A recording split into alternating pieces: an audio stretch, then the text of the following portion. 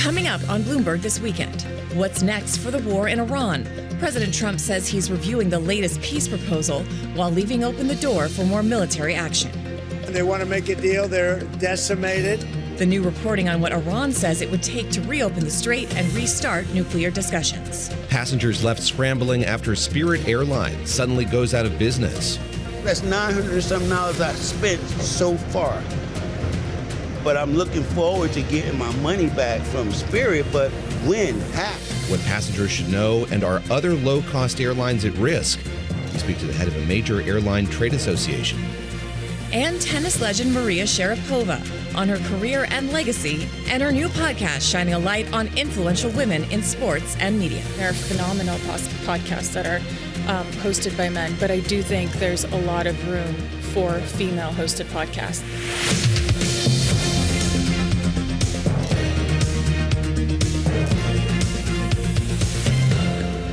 Welcome to Bloomberg This Weekend, live from Bloomberg's World Headquarters in New York. I'm David Gura. I'm Christina Ruffini. We're here, of course, with Lisa Mateo. It is Sunday, May 3rd. We want to welcome all our listeners and viewers across all of our Bloomberg platforms on radio, TV, streaming, on Bloomberg.com, and, of course, the Bloomberg Business app. And we've got a lot of news to get to today. A lot of news out of the Middle East, more on Spirit Airways. Let's get a look at the headlines first with Lisa Mateo. Lisa. You got it. And President Donald Trump says he is reviewing a new Iranian proposal end the war, adding that it isn't sure if it will be acceptable. Now, before boarding Air Force One yesterday, he updated reporters on the state of the conflict. Doing very well with regard to Iran. Again, they want to make a deal. They're decimated. They're having a hard time figuring out who their leader is. They don't know who their leader is because their leader is gone. Their former leader, Koning. But we'll see. According to state media, Tehran has submitted a 14-point response to a proposal from the U.S. The president's comments come as the U.S. has fast-tracked $8 billion in arms sales to its Middle East allies. The weapons include air defense systems for Kuwait and Qatar and laser-guided rockets for Qatar. Now, the UAE and also Israel. Meanwhile, President Trump says the U.S. plans to cut a lot more than the 5,000 troops that the Pentagon said it will withdraw from Germany over the next year. Well, to the Strait of Hormuz we go, where the state media is reporting Iran's parliament set to approve a law placing restrictions on which vessels can pass through the waterway. Now, under the plan, Israeli vessels, they will never be allowed through the strait, and ships from, quote, hostile countries, they will be required to pay reparations to get a permit.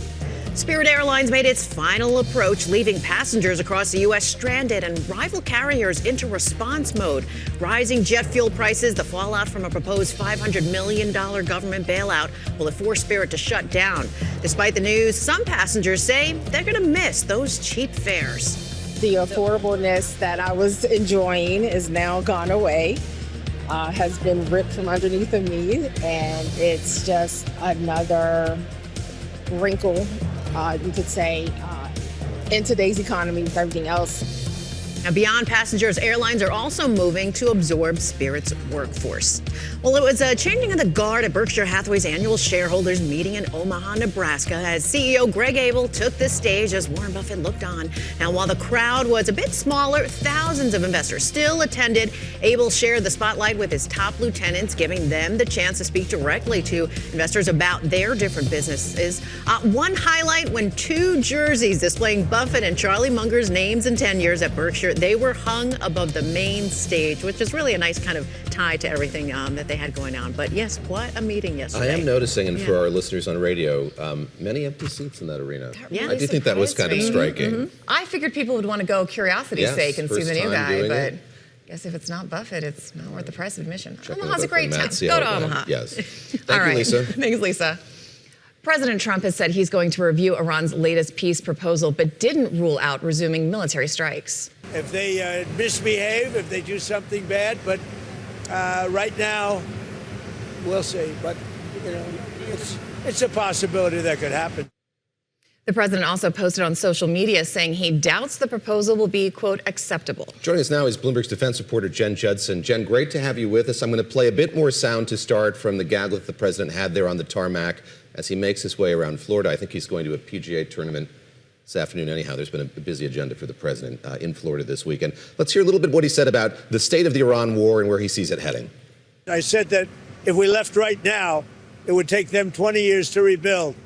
but we're not leaving right now. We're going to do it so nobody has to go back in 2 years or 5 years. The latest from the president. Jen, we heard from the Secretary of War, Secretary of Defense on Capitol Hill twice last week, talking about the state of this conflict and his plans going forward. Given that, synthesize all of this and give us your sense of where all of this is headed in the weeks ahead as we look forward to the president's still scheduled trip to China. Sure. I mean, right now, the ceasefire is holding. I think we were anticipating the potential for strikes. You know, the president has essentially rejected the most recent approach from Iran. You know, he said yesterday that he received the latest proposal, but it seemed kind of pessimistic about that, and he kind of doubted its acceptability. And he also said he wouldn't rule out strikes in Iran. So, you know, if Iran misbehaves like he said, we could see some things popping off. You know, this is a sequencing problem. Iran wants sanctions relief and reopening shipping first, and that is not what the U.S. wants. They want to see a resolution when it comes to nuclear concessions. So we're really in a very tough spot right now. You know, that means that the U.S. is likely going to have to continue to hold a blockade. That means, you know, continued naval operations. That means two carrier strike groups in the region. And, you know, at this point, we actually have 3. The Ford needs to return, but we're getting to a point where this is an endurance game, and this kind of operation we're burning through ships and crews and munitions and especially air defense interceptors. So in terms of how long we can sustain it, the U.S. can do this for months, but it becomes increasingly costly and strains global force posture at this point. And the key point here is that there's no timeline. We could not get a timeline from Hegseth on the Hill.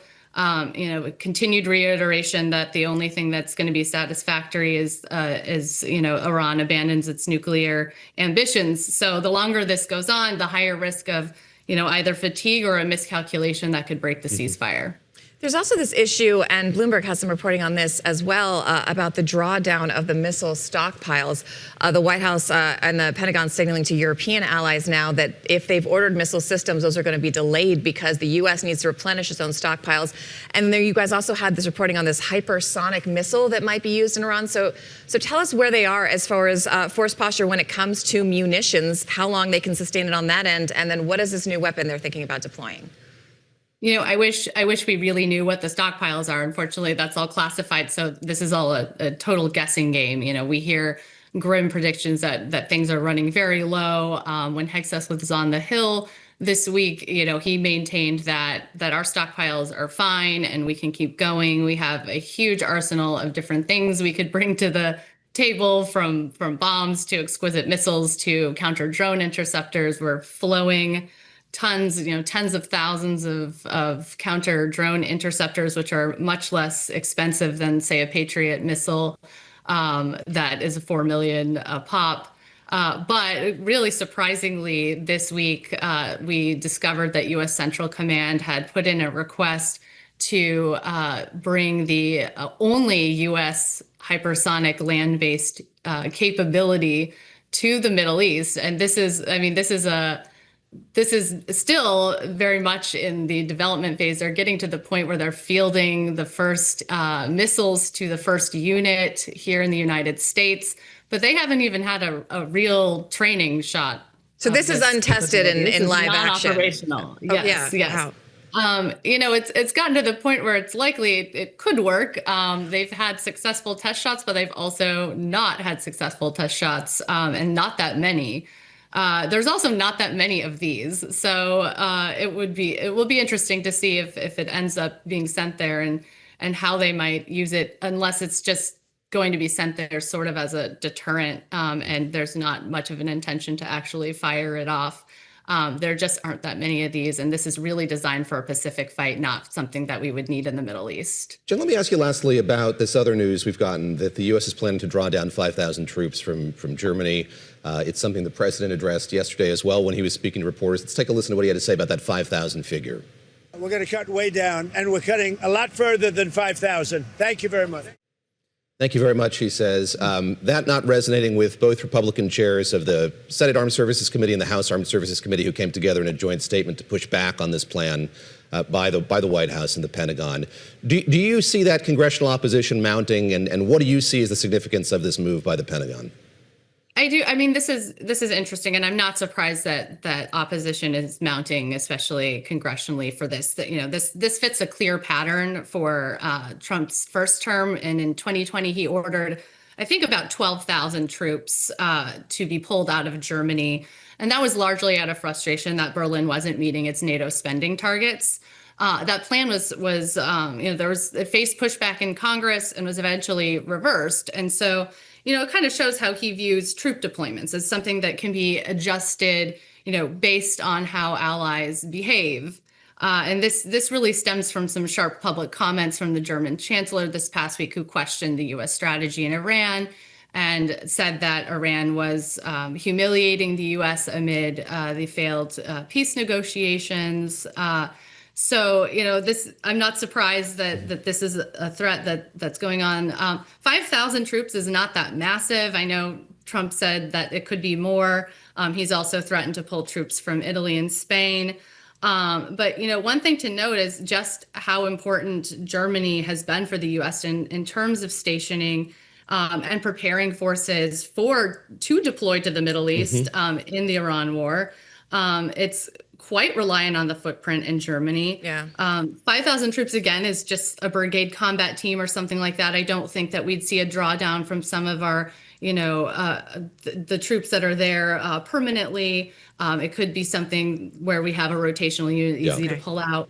But, you know, for now, it's not a lot, but the threats continue to mount on that. All right, Jen Judson, thank you so much for joining us, our defense reporter joining us from Washington this morning. We appreciate you being with us.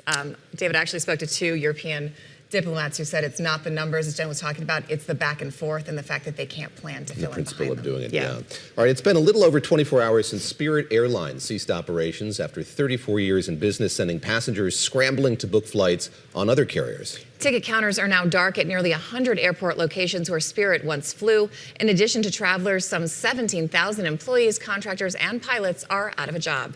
Joining us now, Chris Sununu, President and CEO of Airlines for America.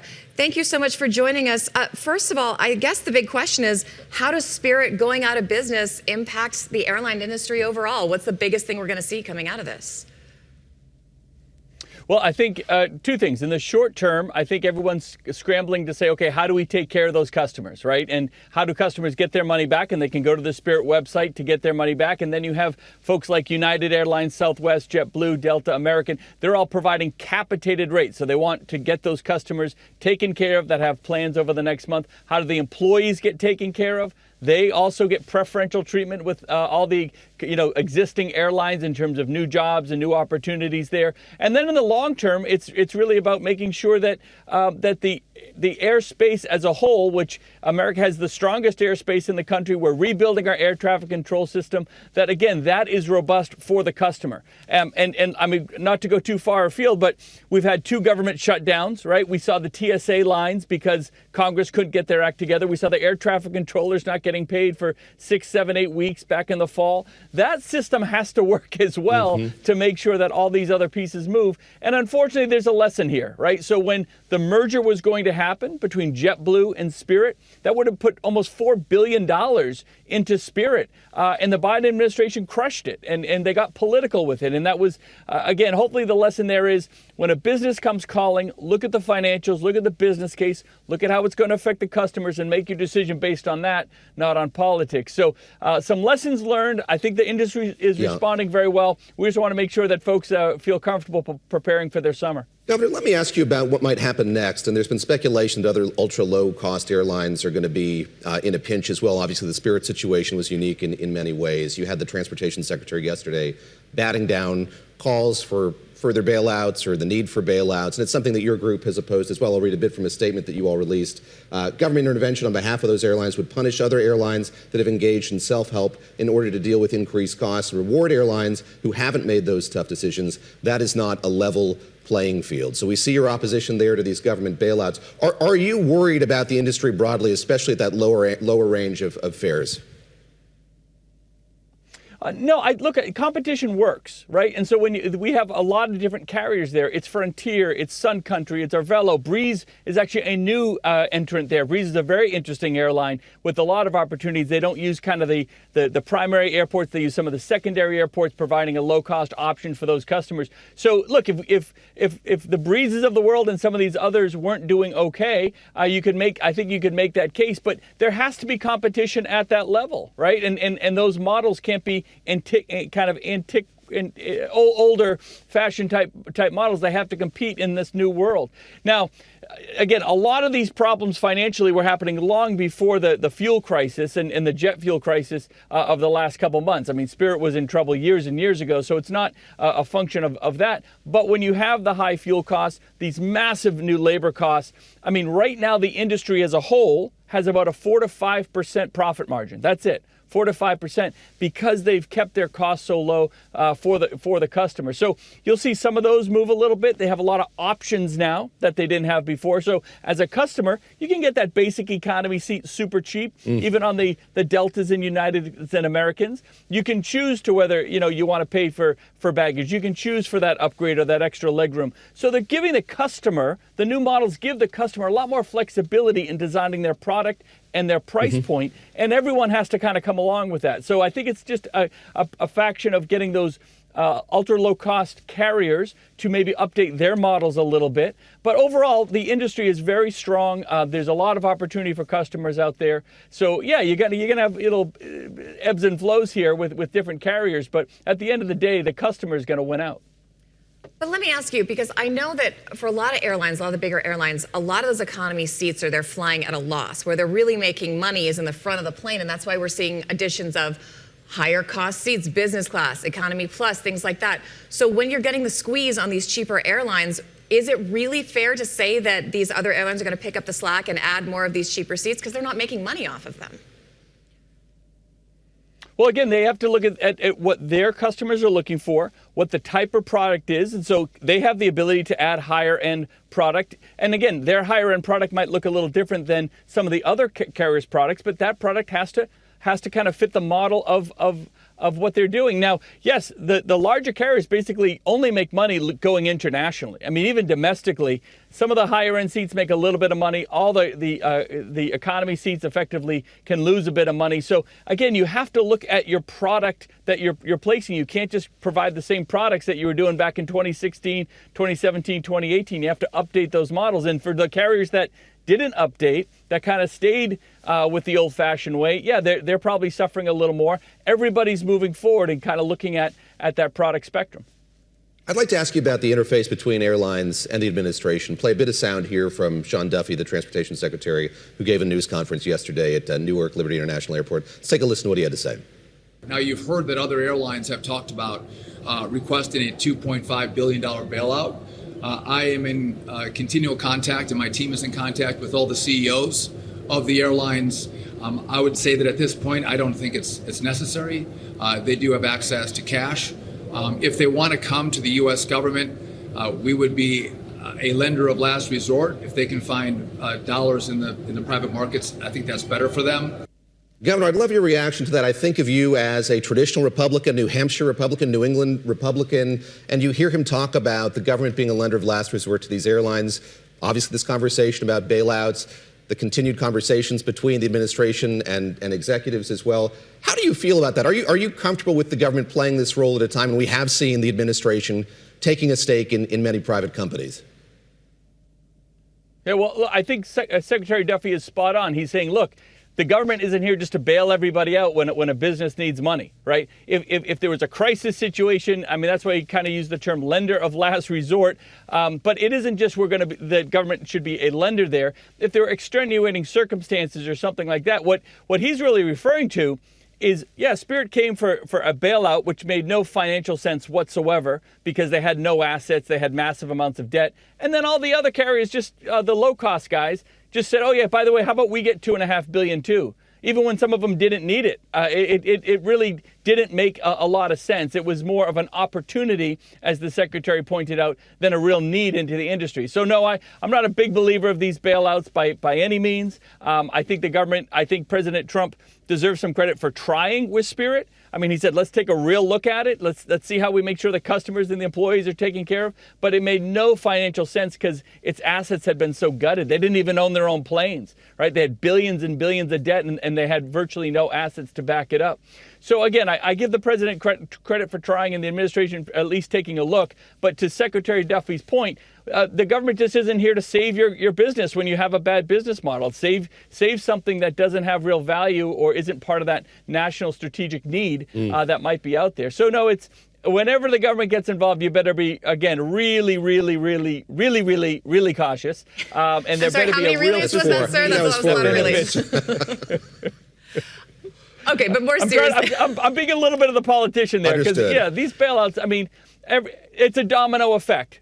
When does it stop, right, at that point? So, no, businesses need to update and advance their models, and a lot of the low-cost carriers have done that for their customers. I think it's great. They're looking at maybe trying a little more international. They're looking at trying to upgrade the front of their planes. Look what Southwest just did, right? Southwest now has the assigned seating, the upgrades. They're doing phenomenal over there.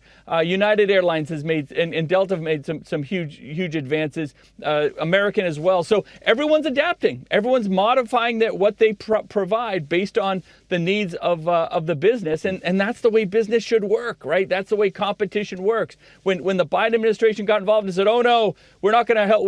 We're not going to let a merger take place, a private merger take place for competition," they just didn't even try to look at the business case model and understand what the need was, right? They weren't asking the government for money. They were just asking the government for permission to let businesses do what they do best. And you know, a typical case of the government thinking they're smarter than everybody else, but they were dead wrong on this. And, you know, you saw that Spirit customer there. She's nervous. You know, the airline she used to use is now gone because bad government got involved. So, look, the good news is there's a lot of other carriers out there. There's a lot of opportunities out there, low cost, higher end, international. There's a lot of product there for folks to dive into. And I think what these airlines are doing right now, today, for those Spirit customers with their capped rates is a huge opportunity. I think United has, just yesterday, United had 27,000 Spirit customers. Southwest did over 20,000. Move those customers seamlessly over in less than a day to their carriers to make sure that those folks are taken care of at a limited rate. So I think everyone's pitching in. All right, Governor, before we let you go, you talked about these airlines needing to adapt their business models. One thing it is hard to adapt to or for is the current price of oil and fuel. And that's really was the nail in the coffin, it seems like, for Spirit and could cause trouble for a lot of these other airlines. How long can they sustain this current pricing? And what do they do if it doesn't go down by the end of the year? Sure. So I got to be clear. The fuel price was not the death nail of Spirit. It had nothing to do with it. The CEO did say it was. In his statement, he did say it was. It was part of it. I mean, he talked about the merger and the predicament of the company, but he did say in his statement that fuel prices were a compounding factor. I'm just telling you, then they wouldn't have been filing for bankruptcy 2 years ago, right? I mean, we're in a death spiral of losing their assets. The labor costs, the supply chain issues post-COVID. I mean, there's a lot of other, to your point, there's a lot of costs bearing down on this industry that for the most part, the airlines just kind of eat it. They lose profit on it because they're trying to provide that competitive aspect for the customer. Will we see prices move a little bit? Yeah, maybe 5 or 6 or 7%, but not like the doubling of prices that would probably justify the doubling and tripling of fuel costs of jet fuel that we're seeing out there. So what happens kind of in the short term? The airlines can withstand this, you know, at least for 3 or 4 months. As you know, as oil prices go up, they go down. When they finally start going down, they're going to go down slowly, right? Yeah. So it's not like if the Strait of Hormuz opened tomorrow, everything comes back to normal. It is going to take some time, both in the trucking industry, the airline industry, pretty much anybody that uses fuel in any way. It's going to take some time to get back to some normalcy on that. But again, the airlines are resilient, right? They're willing to eat a lot of that cost. They're willing to always provide a better product for their customer. And again, the customers have so many other choices out there between the airlines themselves that there is a lot of variability that allows the customer to make good financial decisions. Okay, we're going to have to leave it there. Sununu, former Republican governor of New Hampshire and president and CEO of Airlines for America. Thank you for taking the time to join us today. Thank you for your time. I'm going to just reference that statement that I mentioned here again. This was from Dave Davis, the CEO I appreciate of the backup from my co-anchor over here. Yes, he did cite the restructuring, the issues with bondholders. He said, however, the sudden and sustained rise in fuel prices in recent weeks ultimately has left us with no alternative but to pursue an orderly wind down of the company. So there was a mention. As you say, Christina, it was the nail in the coffin, I think, for the company. I appreciate the receipts and you. All right. We're going to go to Lisa now for an update on the headlines. He's got your back. He sure does. All right, let's update you on those top stories. Right now, Russia is saying that Ukraine attacked a key oil export hub on the Baltic Sea, causing a fire that local authorities said was quickly extinguished. Now, air defense downed more than 60 Ukrainian drones in the region with a Primorsk port, the key target. Ukraine is intensifying strikes on Russian energy infrastructure in an effort to curb the Kremlin's revenues during higher oil prices linked to the Iran conflict. And speaking of oil, today's talks among OPEC Plus nations, well, it gives the group an opportunity to show unity after the departure of the UAE. A delegate says they have provisionally agreed to a modest quota increase for June. To the markets we go, and a big week for earnings. We've heard from about 2/3 of S&P 500 companies, and Bloomberg data shows about 82% of companies in the benchmark have beaten earnings estimates in the reporting season so far. Now, that's up from 77% for the whole season a year ago. Now, among the names reporting this week, AMD, Palantir, Airbnb, Uber, DoorDash, Disney, and CVS Health. And a great start to The Devil Wears Prada 2. The Deadline is reporting that the global box office for the movie, it's up more than $114 million, with over $82 million from overseas alone. Now, it pulled in more than $32 million on Friday. The Anne Hathaway, Meryl Streep, Emily Blunt, and Stanley Tucci movie, it was a big draw for the ladies, with Deadline saying that a 75% turnout was by women. Of course. I don't know. I think I got to go see it. No, I have to. I love the first. My daughter saw it yesterday. So what'd you think? She had to see the 9:30 show, so I was in bed very responsibly for the show. Welcome to morning television. By the time she got back, but I will find out. All right, update us on the group chat. Yes, you got it. All right. Thank you, Lisa. Okay, as the war in Iran nears its third month, traffic through the Strait of Hormuz remains at a standstill, disrupting one of the world's most important oil shipping routes. Further complicating the effort to reopen the strait, Iranian naval mines scattered throughout the waterway that U.S. officials previously said could take months to locate and safely remove. The U.S. Navy is turning to artificial intelligence to speed up that process, awarding Domino Data Lab a contract worth nearly $100 million to help unmanned underwater vehicles potentially change that timeline from months to weeks. Joining us now is Thomas Robinson, the Chief Operating Officer of Domino Data Labs, here with us in New York. Great to have you here on set. And thank you for having me. Let's start with that. What is your company able to do? We've heard from former admirals about the perils of these mines and the strait, the difficulty of removing them. We've heard about how there were demining vessels that have been kind of offloaded by the military. So this is a crucial and difficult problem at this point. What is your company able to do to expedite things? Right. So we're a software company, and we build a platform and AI solutions. And the particular thing that we're helping with in the Navy is updating their ability to use AI models on unmanned underwater vehicles. Everybody's seen the movie Titanic. Yes, you can imagine underwater vehicle, right? Those vehicles have sonar, vision, other sensors, and that comes in as a stream as they pursue the waters and look for objects. You know, historically, that was reviewed by sailors, right? By humans. By humans, yeah. Right. They would scrub through and see, you know, all the particular things and identify, you know, maybe they had a sheet to identify what a particular a mine or weapon looked like. But that's a great task for AI. Right? The AI allows you to rapidly speed up. You can consume and review all of that in one short period. And, you know, the AI can be trained to make fewer mistakes. Humans get tired, you know, 8-10 hours on the job, maybe, you know, monotonous work. Right, exactly. So, you know, that's essentially what the AI is doing. We were also talking to one of our colleagues who was in the strait and was explaining how, I mean, we've been covering this, but I had assumed it was a more complicated operation than putting a mine on a small speedboat and literally dumping it off the side, right. Which I would imagine makes it really hard to track where they're doing that. Can you do a surface level analysis as well, or does this help make up for the fact that it is so hard to track where they're putting these, especially in a strait that we understand is very hazy and visibility is very low? I saw your reaction to that yesterday. Thank you for watching. I noted it. Yeah, I mean, that is the challenge, right? This is a massive asymmetry because you have mines that are not very expensive. And then, yes, putting them off the side of a speedboat. But on top of that, the adversaries are constantly updating their techniques. Maybe a mine goes inside a 55-gallon drum. You know, what does that look like on the seafloor? How do you know that's a weapon or not?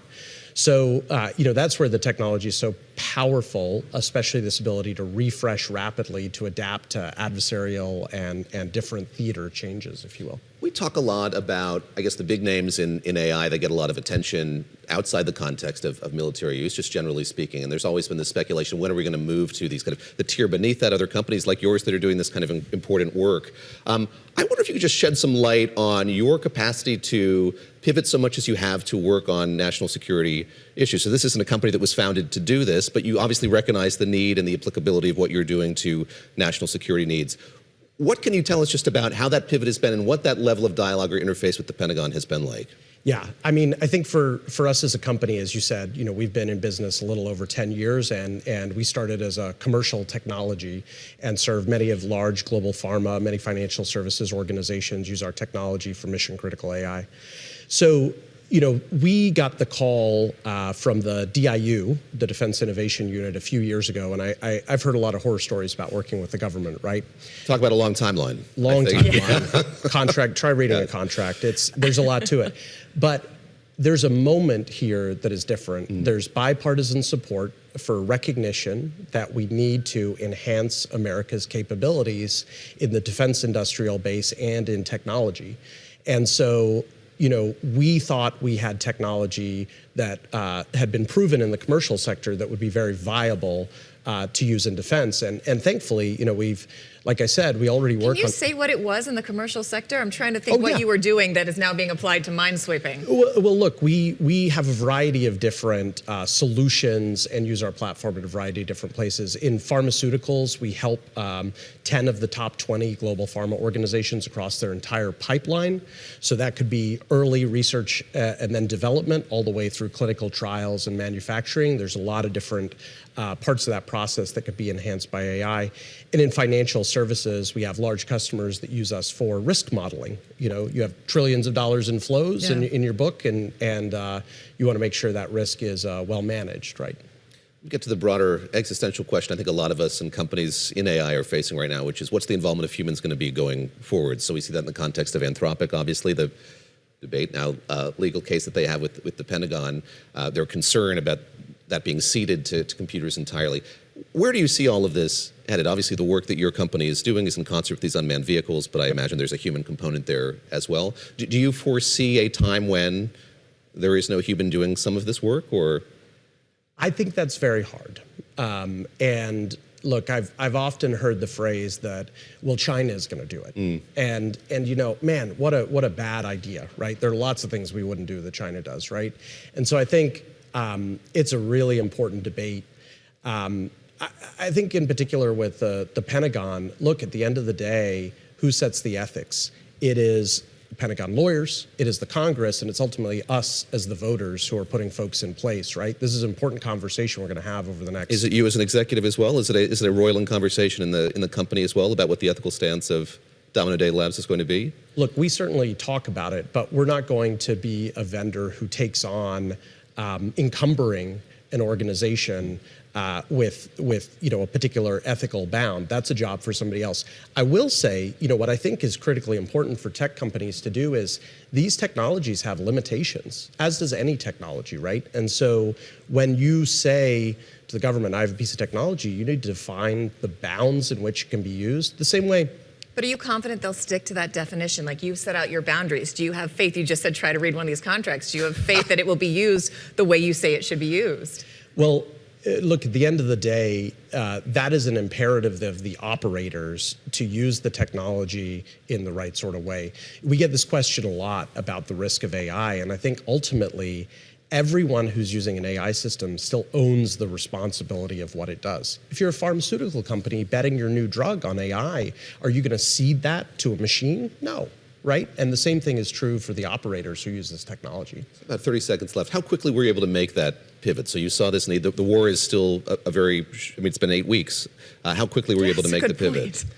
Yeah, so look, the beautiful thing about our technology, the thing that we've done for the Navy is reduce the retraining time from months to days. And that's a critical imperative when you want to go to a new theater, right? So the value that we're providing, a technology developed in peacetime over the past 4 years, is ready to be deployed rapidly, not something that's going to take a year to get deployed.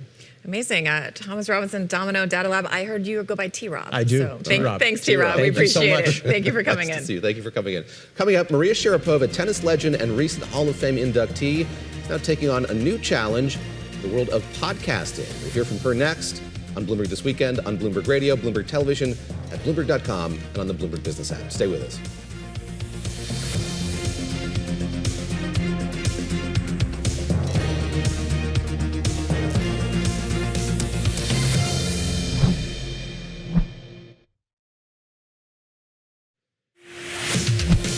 Thank you for joining us live on Bloomberg This Weekend. I'm Lisa Mateo. Let's update you on today's top story. SAG-AFTRA has reached a tentative 4-year labor deal with major studios, avoiding another strike. Now, it comes a month after the Writers Guild of America announced its tentative agreement with the Alliance of Motion Pictures and Television Producers.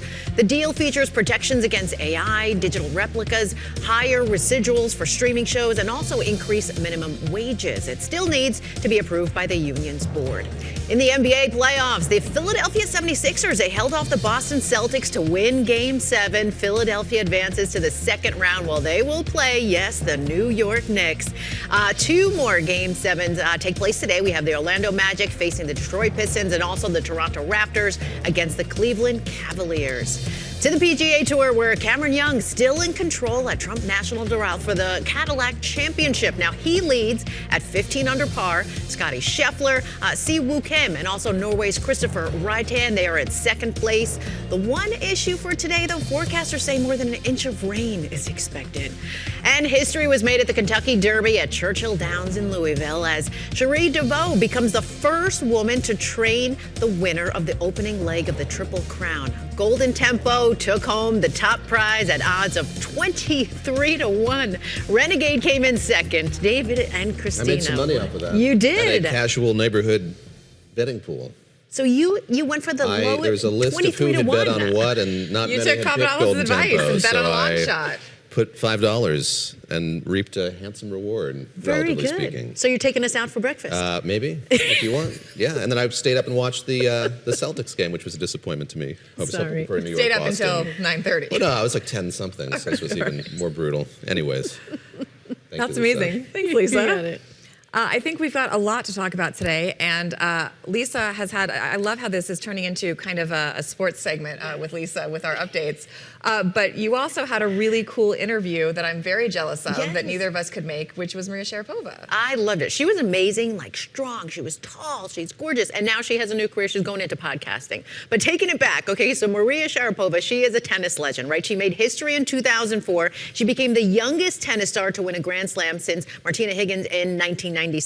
Now, 2 decades later, she's now a Hall of Famer, a mom. She's venturing into this new arena. She's serving up compelling interviews for her new podcast. Yeah, I spoke with her about her career then and now.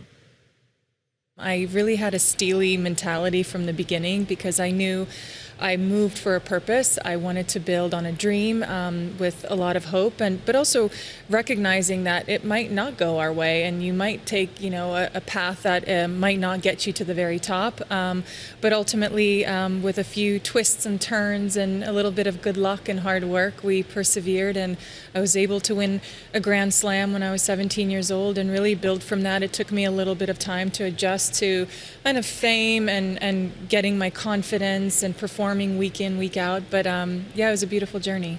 Oh, and speaking of the journey, the International Tennis Hall of Fame, that is quite the accomplishment there. And you were introduced by Serena Williams. Yes. You guys have had this interesting relationship back and forth. Talk a little bit more about it and how that relationship has evolved over the years as women. Yeah. Well, I had some of the toughest matches against Serena, and she was the ultimate competitor. I got to become a better player because of the level that she performed at every single day, and I had one of my biggest victories in my career at Wimbledon. I also had some of my toughest losses against her, so we went through a lot. And I, when the Hall of Fame called and said, is there someone that you'd like to introduce you on stage, she was the first person I thought of because of our rivalry, because of the respect we have, and everything we've gone through. what I love about you two is your competitive edge. Yeah. Everyone knows you for it. You even had this name tag along with you, the Ice Queen. Yes. Now, what was your first reaction when you heard that? Yeah.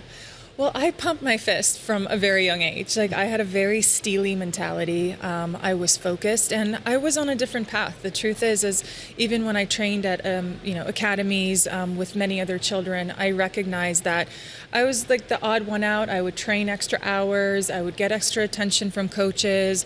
I played every single tournament I could. Like, I was the first one in bed at night, the first one awake in the morning. So I knew from an early age that I had a goal. Like, I was there to do something different and to be a champion. Whether that would happen or not, who knows? There are no guarantees in life. And I like the idea of being different. I now have a mother of a 3.5-year-old, and, I see a little boy who wants to be part of the pack and with his friends. And sometimes I think, well, I want to encourage him to be unique and find things that makes him stand out and not be discouraged, to appreciate things that make you different.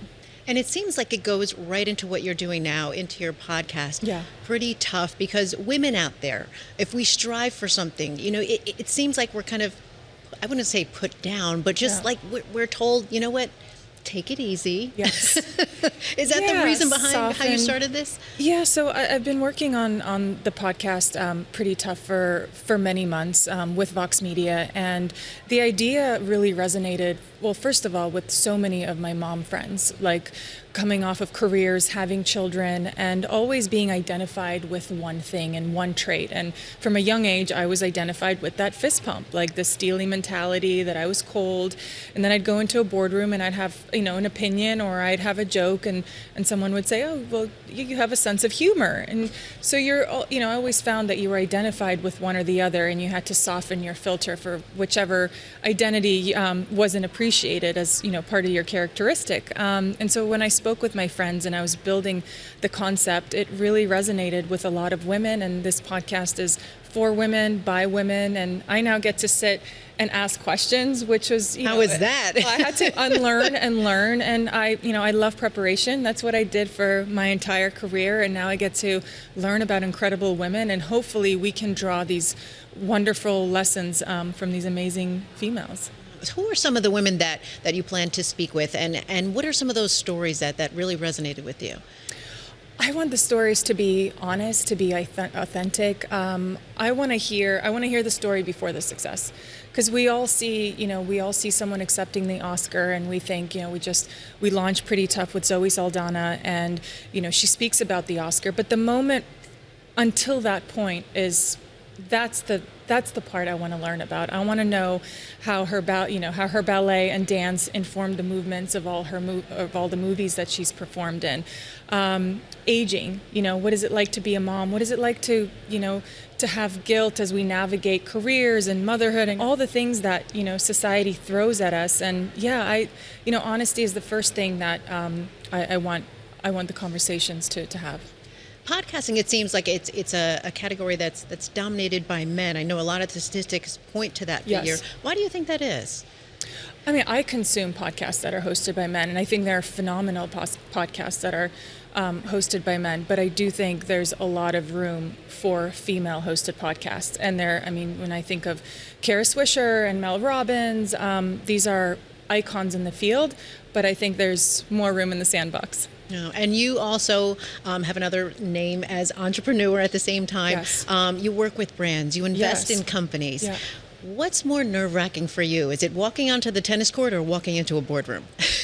Well, I've appreciated walking into a boardroom because it's a different energy, and there's no match point feeling, when everything's on the line in that meeting, or that tennis court or that arena. I love the teamwork, that business. I feel like so many of the lessons that I learned through my career I get to apply to the boardroom. But coming in and speaking with Co-Fertility or Amulet or Tonal or Therabody, all the brands that I've been fortunate to be a part of, Bala Bangles, and just feel like I can participate and incorporate some of the ideas and the education and knowledge that I've learned along the way. And what does a win look like for you today? A win is when my son is happy, when I'm with my family. I spent 28 years on on the tour, training, day in, day out, and it's been nice to have a zoomed out view of that. And now I'm invested into the podcast space. I'm competitive. I have a competitive spirit, and I want to do it right, and I want to do it well. And so I'm pouring all my time into it to make sure that I have quality content to produce for the audience. So she says she's really having a good time, like talking with all these women, sitting down with them, because she's always been on, the go, doing so many different things, and it's been really a good time and a nice time. She's enjoying it. I'm a big fan of second acts, and I imagine when you're a high-powered athlete, and that's been your whole life, it's got to be really hard to adapt. So, she's doing well. Yes. All right, coming up, some of the week's most read stories. And you can explore live streaming news and interviews, all our Bloomberg TV shows, documentaries, reporter analysis, and more all in one place. You can check it out at Bloomberg.com/videos. Bloomberg This Weekend continues in just a minute.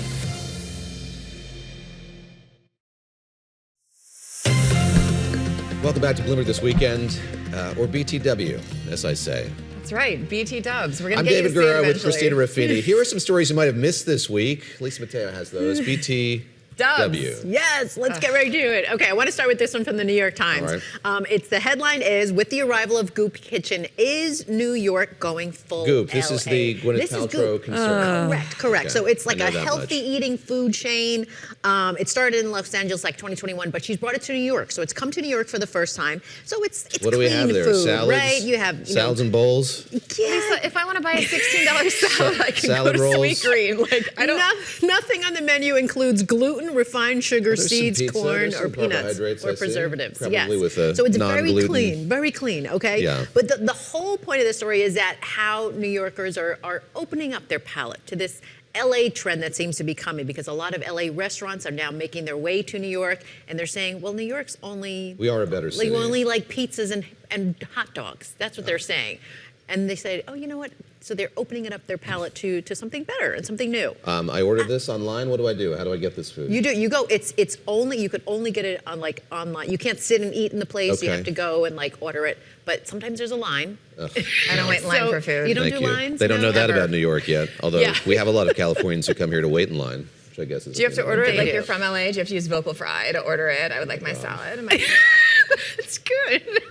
Have you tried No, this? I have not tried it, but it does look appetizing, I have to tell you. It does look I don't appetizing. know the prices. I haven't seen their prices They went yet by very either. quickly when we were So, scrolling through. I mean, They looked. all food in New York is expensive. It didn't look that egregious, but True. Okay, I want to go from food to shows and cruise ships, okay? Because you ever been on a cruise, you know that the shows are the big thing. So this is the headline from the Wall Street Journal. It says, the cutthroat competition to get a gig on a cruise ship. Okay, so there's apparently this annual convention. It's like America's Got Talent, and all the bookers go there. Cruise And bookers. Yes, cruise bookers. So they go and they look at all the talent that's out there, and they pick them for the ships that are, coming up. So these people, I mean, what they get if they land a gig, so you ever wonder what they get? Okay, so they get to stay in the normal staterooms. They don't stay in the crew quarters, okay? Oh, you get they get to maybe a view. enjoy Maybe there's the a view. dining, the swimming pools. They get to enjoy all the amenities, and a 1-week contract can pay thousands of dollars Wow. for them.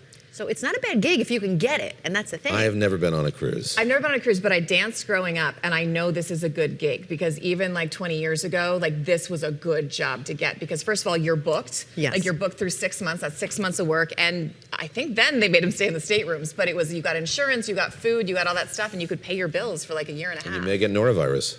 you go As a and so you have to bonus. get Okay. Looking on the positive side, David Gura, bastion of All right. cheerfulness He's booking over his here next today. cruise. Yeah. All right, I want to go to this next story. This is from Bloomberg. Okay, so the headline is, you ready for this? Got Ozempic breath. Hershey sees GLP-1 lift for mints and gum. Okay, so you heard of Ozempic face? Like when people lose weight and they're sad, Droops kind a of little droops a little bit. Yeah. So this one is Ozempic breath because Hershey's CEO, he said that GLP-1s, they're boosting sales for mints and gum. They have the icebreakers gum, so that's a big thing for them.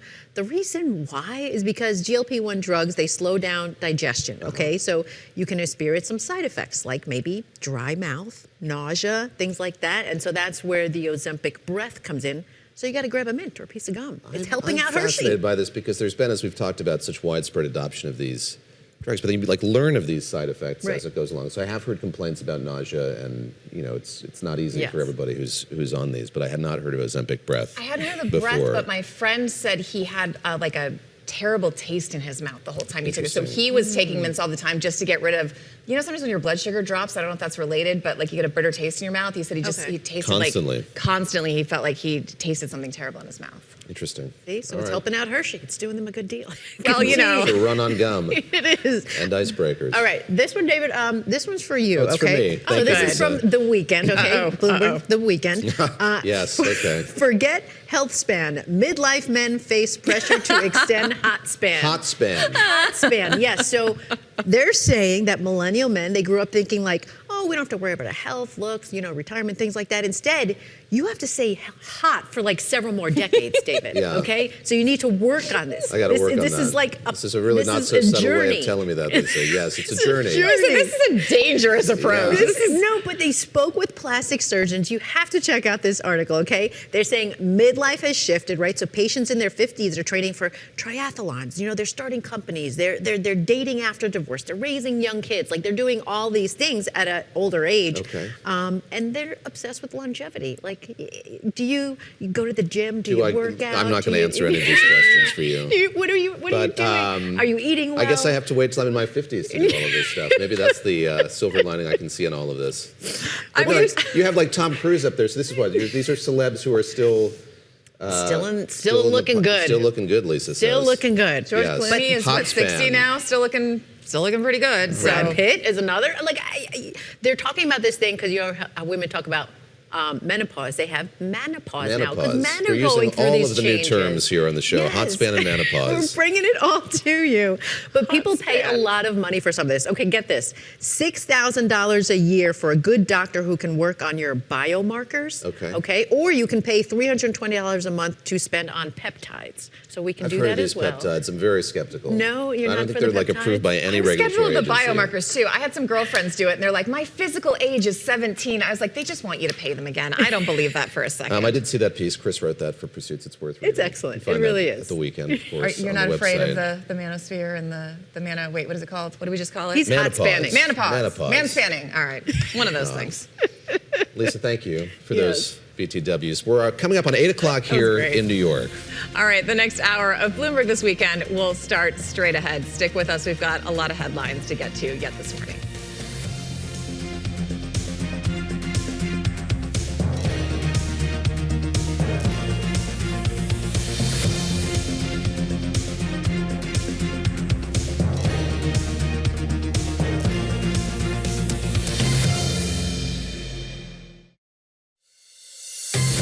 Welcome to Bloomberg This Weekend, live from New York with David Gura, Christina Ruffini, and Lisa Mateo. The latest headlines, key analysis, big interviews, and the stories that hit home on your days off.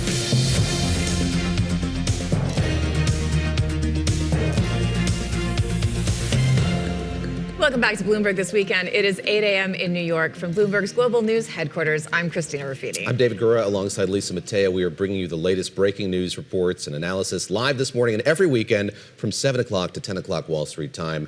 Front and center this morning, two big stories still: the collapse of Spirit Airways and the effect that that's having on passengers across the country and in parts of the world. That's in Latin America and the Caribbean as well. And this other story, of course, is the Middle East. And we have the president saying he is reviewing that proposal that was submitted via the Pakistanis to the president of how they might find some resolution, some cessation of fighting here going forward. Still seems very much, though, like there hasn't been much progress made on that. Not much progress, and two seemingly unrelated stories that actually have a connection, and that's the Strait of Hormuz and high oil prices, what it's doing to the economy, and how long either country, Iran or U.S., can sustain this, because it's obviously causing damage to regular people in both countries. Before we get into that with all of our smart reporters, we're going to go to another smart reporter, and that's Lisa Mateo with the headlines. Lisa. You got it. And President Donald Trump, yes, he says he's going to review Iran's latest peace proposal while not ruling out some more strikes. Now, before boarding Air Force One yesterday, he updated reporters on the state of the conflict. Doing very well with regard to Iran. Again, they want to make a deal. They're decimated. They're having a hard time figuring out who their leader is. They don't know who their leader is because their leader is gone. Their their former leader, Koning. But we'll see. Axios is reporting Iran's suggestions include setting a 1-month deadline on talks for a deal to reopen the Strait of Hormuz and end both the U.S. naval blockade and the fighting in Iran and Lebanon. Now, according to state media, Tehran has submitted a 14-point response to a proposal from the U.S. The developments come as the U.S. has fast-tracked $8 billion in arms sales to its Middle East allies. Now, meanwhile, President Trump says the U.S. plans to cut more troops from Germany over the next year than the Pentagon had originally stated. We're going to cut way down, and we're cutting a lot further than 5,000. Thank you very much. Well, to the Strait of Hormuz we go, where state media is reporting Iran's parliament is set to approve a law placing restrictions on which vessels can pass through the waterway. Under the plan, Israeli vessels will never be allowed through the strait, and ships from, quote, hostile countries will be required to pay reparations to get a permit. Airlines continue to scramble to help those stranded travelers after the shutdown of Spirit. Rising jet fuel prices, the fallout of a proposed $500 million government bailout, well, that forced the carrier to cancel all flights. Some passengers say they saw the writing on the wall. I feel like Spirit has usually been the economical way to fly, but as in recent times, we've been having difficulties with just keeping their bookings. So it was telling signs that the end was near, but it's here, and I got caught up in the middle of it. Now, beyond passengers, airlines are also moving to absorb Spirit's workforce. To the markets we go, and a big week for earnings. We've heard from about 2/3 of the S&P 500 companies, and Bloomberg data shows about 82% of companies in the benchmark, well, they've beaten earnings estimates in the reporting season so far. Now, that's up from the 77% for the whole season a year ago. Among the names reporting this week, we have AMD, Palantir, Airbnb, Uber, DoorDash, Disney, and also, guys, CVS Health. That's another one that we're going to be keeping an eye on next week. Big week for earnings. Last week was as well. We had a lot of the Magnificent Seven reporting. Again, so Big much tech. consolidation in that index, and reporting a lot of expenditure on AI. So I'm sure they'll be talking about that a lot this week. Bruce was talking about it yesterday, but we had some breaking news with that press conference with the Transportation Secretary. All right, as Lisa mentioned, President Trump is reviewing Iran's 14-point response to the administration's peace proposal. Writing on social media, he, quote, can't imagine it would be acceptable. The plan reportedly includes, among other things, ending the naval blockade in the Strait of Hormuz, lifting sanctions on Iran, and paying reparations, and ending the fighting in Lebanon. Joining us now are Bloomberg's Jerusalem reporter Dan Williams. Bloomberg's White House correspondent Jeff Mason is here with us in New York. Jeff, let me start with you. We've been playing over the course of the morning sound from the president in Florida. That's where he is this weekend. He's talking to reporters on the tarmac as he makes his way from city to city. He's going to the PGA tournament this afternoon.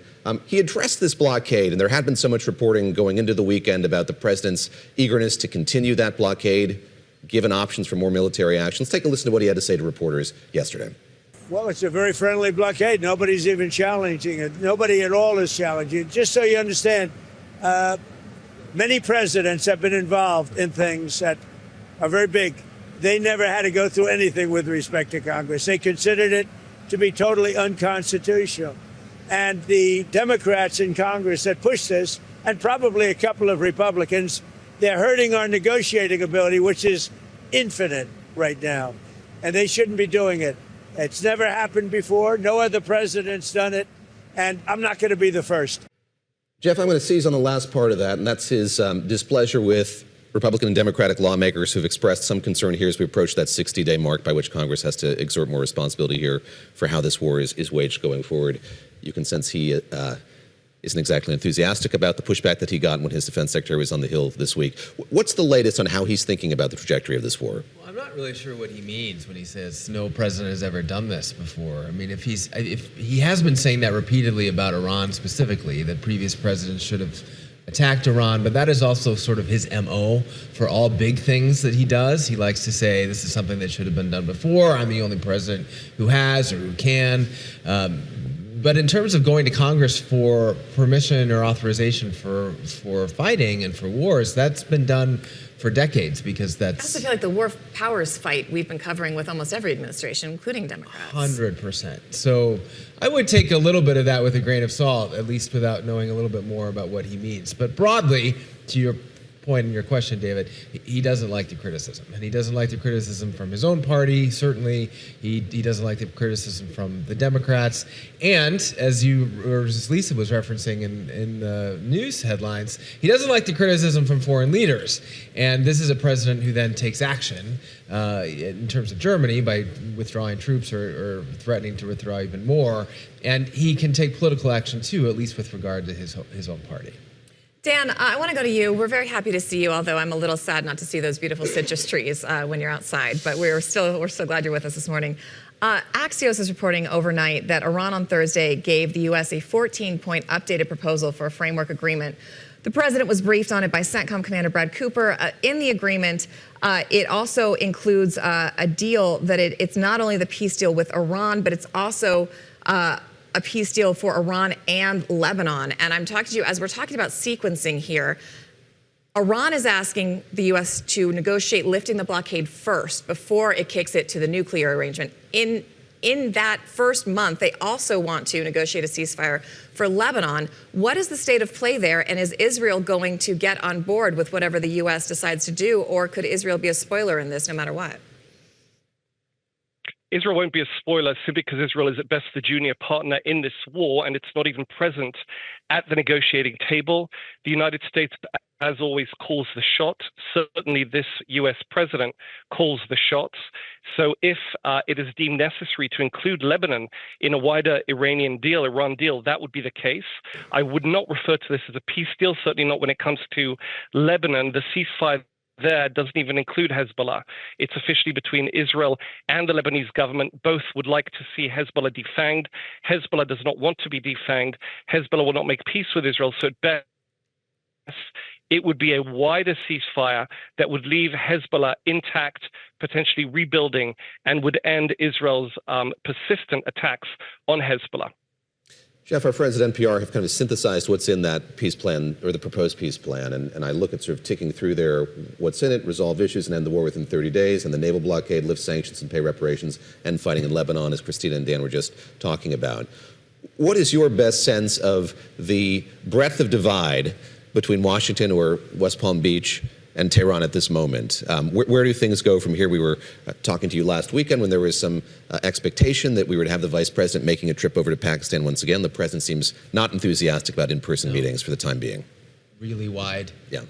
And I think in part because of that list, I mean, again, we're not negotiating, I'm not in the room, but it's hard for me to imagine, as someone who's covered President Trump for a while, that he's going to enthusiastically sign up to paying reparations to Iran, let alone to giving them money in any way. I mean, he was so critical of President Obama for the money aspect or the financial aspect. Pallets of cash, correct, or whatever it was, yes. Yeah, that came from that Iran nuclear agreement. So I don't see it. And yet, I do think the president has made clear that he is looking for a way out, even though over the last 24 to 48 hours, it seems like, rhetorically anyway, he is considering again the possibility of additional strikes. But largely the trend from what has been coming from the president directly when he's speaking to reporters has been a suggestion that he's ready to be done. And as we talked about briefly yesterday too, he's got this China trip coming up in a couple weeks. I don't think he wants there to be hostilities on the ground while he's going abroad for that. Dan, we've been talking about, as these negotiations are not happening at the moment and don't seem to be in the offing, given how far these sides are apart. I'm wondering what your take is on this kind of war of attrition that we're looking at, right? Because Iran has basically said, we can outweight you. The U.S. has said, well, the president has said he's not happy with it and he's not going to do anything. What is the regional response as well? Because you have regional partners and allies who are being hit very hard by this blockade. If you're looking at those three factors, who do you think blinks first or tries to put pressure on the other to make progress here? And can anybody have any impact in moving this through and getting the Strait open? That's an excellent question. When you say war of attrition is loosely defined as a war of ticking clocks, with each side having its own ticking clock. The question is, which ticking clock is ticking loudest here? Is it the American ticking clock with its expenses on this U.S. Navy blockade and secondary indirect pressure on the American energy market from rising oil prices. The U.S. President Trump has said openly that he sees the U.S. as at least initially insulated from that shock. If anything, he'd like to see other world powers weighing in because of the shock they're experiencing. And then the question is, well, is Iran suffering more? It would appear the Iranians are banking on an internal attrition of support, what support remains for the U.S. and Israel in this war, certainly as the midterm elections come up a few months away. But then the question is, can the Iranian economy survive a blockade on its lifeblood oil sector? It would appear, you mentioned other players in the region. From my understanding, the Saudis and the Emiratis are already having their workarounds. They haven't restored full exports, but they're definitely working on achieving something akin to full exports in the absence of the Hormuz option. Were they to achieve that, presumably some of the pressure on the U.S., on Israel, on their quiet partners in the region would be relieved. I think for now the Iranians are going in very much for the gumption of their demands. I think on some level they're hoping Trump will secretly admire them for the ballsiness of them demanding reparations, of them demanding full withdrawals, etc., a unilateral reopening of Hormuz. And the question is whether his patience will run dry one way or the other. All right, Dan Williams, thank you for joining us this morning. Jeff, you're going to stay with us because we want to pivot now. There's new reporting this morning on the final hours of Spirit Airlines involving a call late last week between the Commerce Secretary and Spirit's chief executive. There was hope of a possible $500 million government bailout, but that agreement never came together. Now passengers and thousands of employees are left scrambling. I want to bring in Sid Phillip to join our conversation. He's Bloomberg's chief correspondent for aviation and transport here on set with us as well. Sid, get us up to speed on all of this. We've kind of focused on the fallout yesterday and today. But there is now a better sense that we're getting of the drama that went into what this deal could have been and indeed how it collapsed in the final hours. Sure. So this deal, I mean, we Bloomberg reported a couple of weeks ago that Spirit Airlines had sought a bailout from the government, and they had sought $500 million from the government. And what we understand is that the deal was sort of in negotiations, and Howard Lutnick was sort of negotiating that deal. And they had a final call, the CEO of Spirit Airlines and Howard Lutnick had a final call on Thursday where they said the deal wasn't going to come through. And that was because the lenders to Spirit Airlines, the creditors, said that they didn't accept a deal where the government would take on basically 90% of the shares, and they would basically be out of luck in terms of being able to recover any of their money. And so that was not acceptable to the bondholders, who basically are controlling Spirit Airlines, and they basically said, we refuse to back a deal where they...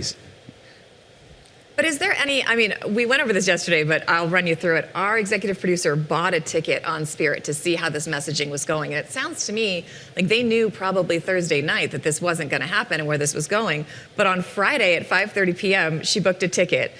At midnight, she was asked if she, at 6:30, she was asked if she wanted to upgrade. At midnight, she said the flight had been canceled with disruptions and she could rebook it. And it wasn't until 5 a.m. the next day she finally got a notice saying, we regret to inform you that all Spirit flights have been canceled.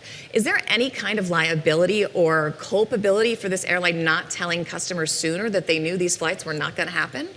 So in the US, the typical procedure is you claim a refund from your credit card, and you basically use your credit card to sort of make you whole again.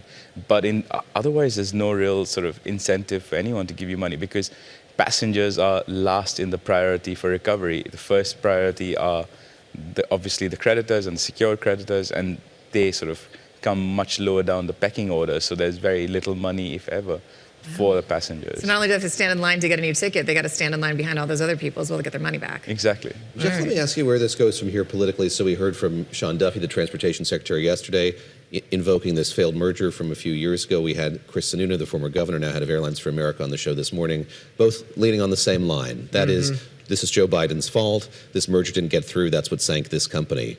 Is that how you see this being distilled here in the weeks ahead? It's as if they sat down and discussed some talking points, David, ahead of time. I mean, I think that to the extent that this becomes a political issue for this administration, yes, they're going to shift blame. Again, we also talked a little bit yesterday. They've had time. They've had a year and a half since President Trump has been in power if they wanted to encourage those two airlines to get back into talks. But as Sid was rightly saying, it's the creditors who are I was going to say driving the train, but instead I'm going to say flying the plane in this case. You don't groan at him when he makes airplane puns. All right, continue, Really Jeff. flying fast and furious here, yes. But I mean, again, puns aside, it's the creditors who are making these decisions because they are the ones who get first access to the money. And even if there was some political will, which there appears like there was in the Oval Office for a potential deal, it just didn't work. Sid, what does this mean for the industry overall, especially amid these really high gas and oil prices? How long can the industry sustain that? We had Governor Sununu saying a couple months at least, but you know, as we've been talking about this morning, there's not a lot of progress. They can't unwind this immediately. It's probably going to be elevated for months and months to come. Absolutely, and for the airline industry, gas prices are the single biggest expense outside of staff costs. So the moment gas goes up, the airlines start worrying and panicking, and gas doubled over the last month. And so that's suddenly making a big hole in their finances. Remember, there's this K-shaped economy that's happening at the moment. So the airlines like Delta and United are doing much better than others. So Delta announced they were giving their employees a 4% hike on Friday, the same day that Spirit Airlines was sort of falling apart. And so there is this sort of demand sort of mismatch where people at the top end of the curve are willing to obviously pay much more for tickets while the bottom end aren't traveling, and that's really bad for the discount carriers. Wow. So Philip, thank you very much. Thanks to Jeff Mason as well for sticking with us for both of those segments. Again, those two big stories driving the conversation this morning. Thank you both so much. Coming up, the chair of the FCC putting pressure on ABC and Disney over comments from comedian Jimmy Kimmel. Is this putting free speech at risk? Our conversation with the lone Democrat on the commission. That's straight ahead on Bloomberg This Weekend.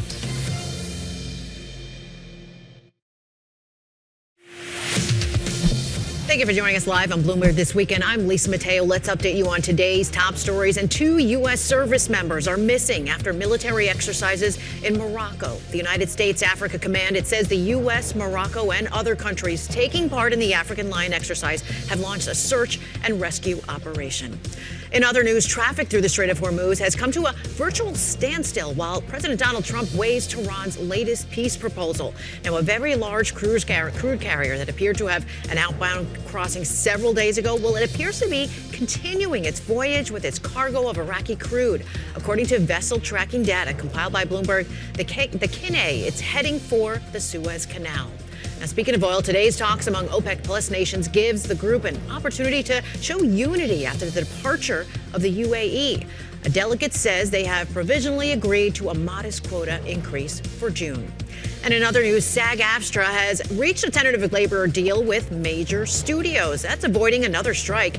It comes a month after the Writers Guild of America announced its tentative agreement with the Alliance of Motion Picture and Television Producers. The deal includes protections against AI, digital replicas, higher residuals for streaming shows, and also increased minimum wages. It still, though, needs to be approved by the union's board. David and Christina. Thanks, Lisa. The Federal Communications Commission is calling for an early review of ABC's broadcast licenses. The FCC, which is led by Chairman Brendan Carr, has told 8 Disney-owned stations to file license renewals by May the 28th. That move came after President Trump once again called on ABC to fire late-night host Jimmy Kimmel. The lone Democrat on the commission, Ana Gomez, has called the FCC's decision, quote, egregious, and has called on media companies to stand up and stand firm in defense of the First Amendment. Commissioner Gomez joins us now. Thank you so much for taking the time to be with us.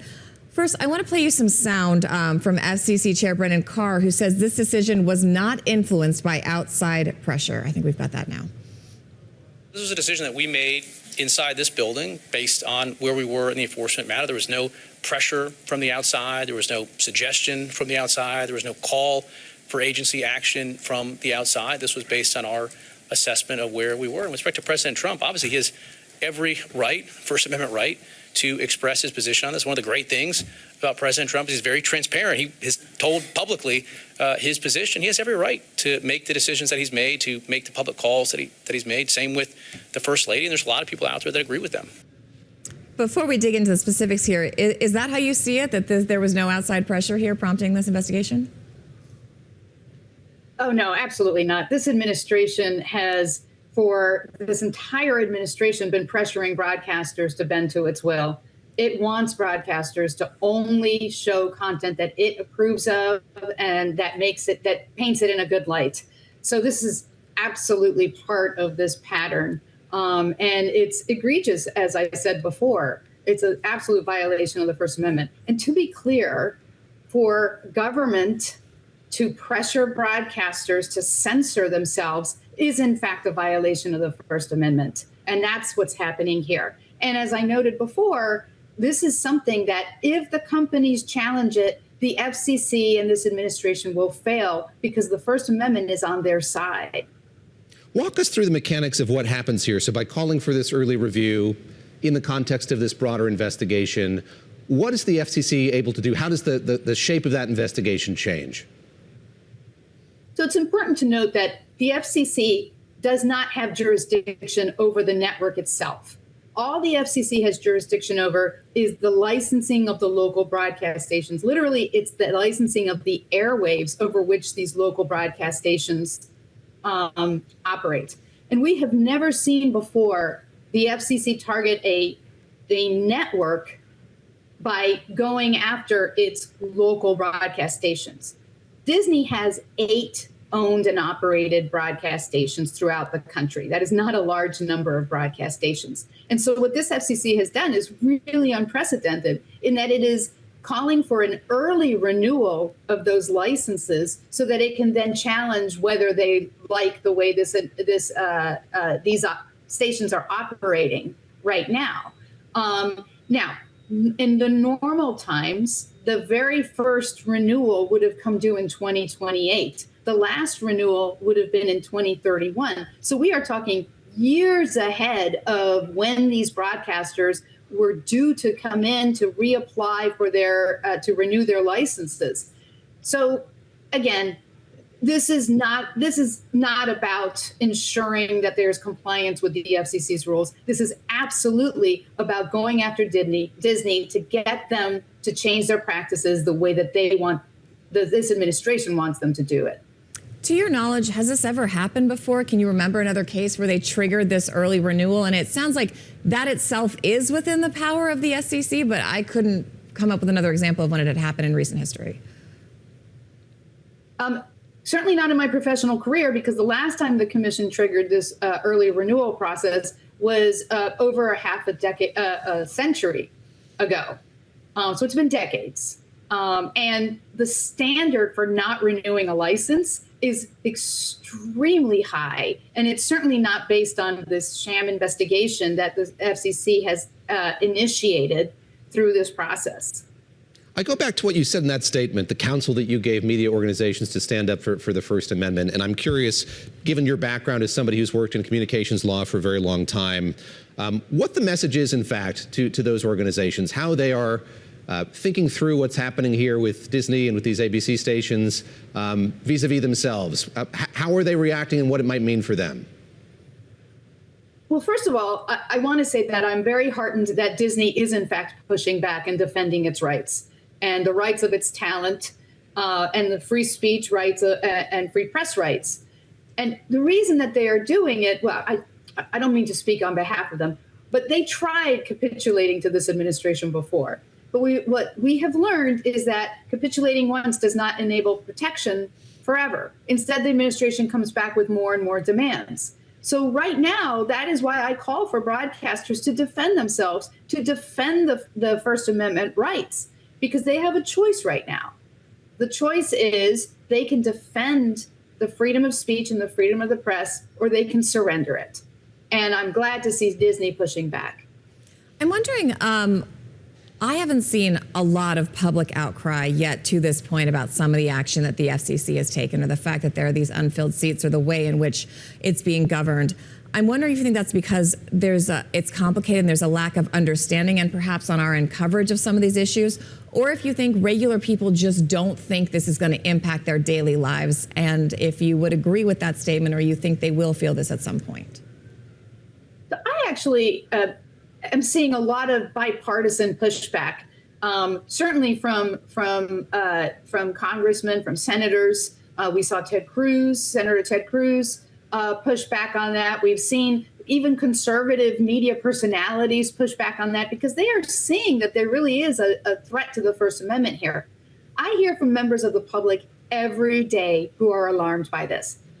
And that's why I embarked on my First Amendment tour, where I am going to local communities to talk to them about this administration's abuses of the First Amendment and encouraging people to stand up and speak out, because this is about protecting our democracy. And it's precious, and we need to make sure that we make our voices heard. The FCC currently has a chairman who says the FCC is not an independent organization. You are one of 3 commissioners. There are supposed to be 5. You're the lone Democrat on the commission. Is this a regulator that at this moment in time is broken, that's not operating the way that it should be? The FCC, as you note, is supposed to be an independent agency, and it's not acting as an independent agency. We are acting at the whims of this White House and this administration, and that's dangerous. When Congress established the Federal Radio Commission, which was the Federal Communications Commission's predecessor, it purposefully made it an independent, multi-member agency because it wanted to be an expert-driven body and also to protect the media from the whims of one person. Well, what we are seeing today is exactly what happens when we are simply doing the bidding of the whims of one person. You said you have seen bipartisan support and bipartisan pushback against this action. I'm wondering, is there something Congress could do or should be doing at this point? Is there action they should be taking? Absolutely. Congress should be asserting rigorous oversight over this agency right now and bringing to light the abuses of both the administration and this agency. In addition, it can implement guardrails. It could help us define the public interest, which is one of the excuses that this FCC has been using to go after broadcaster content. So I know that there's a lot of attention right now from Congress. We in fact have gotten a couple letters just in the last couple days related to this very incident.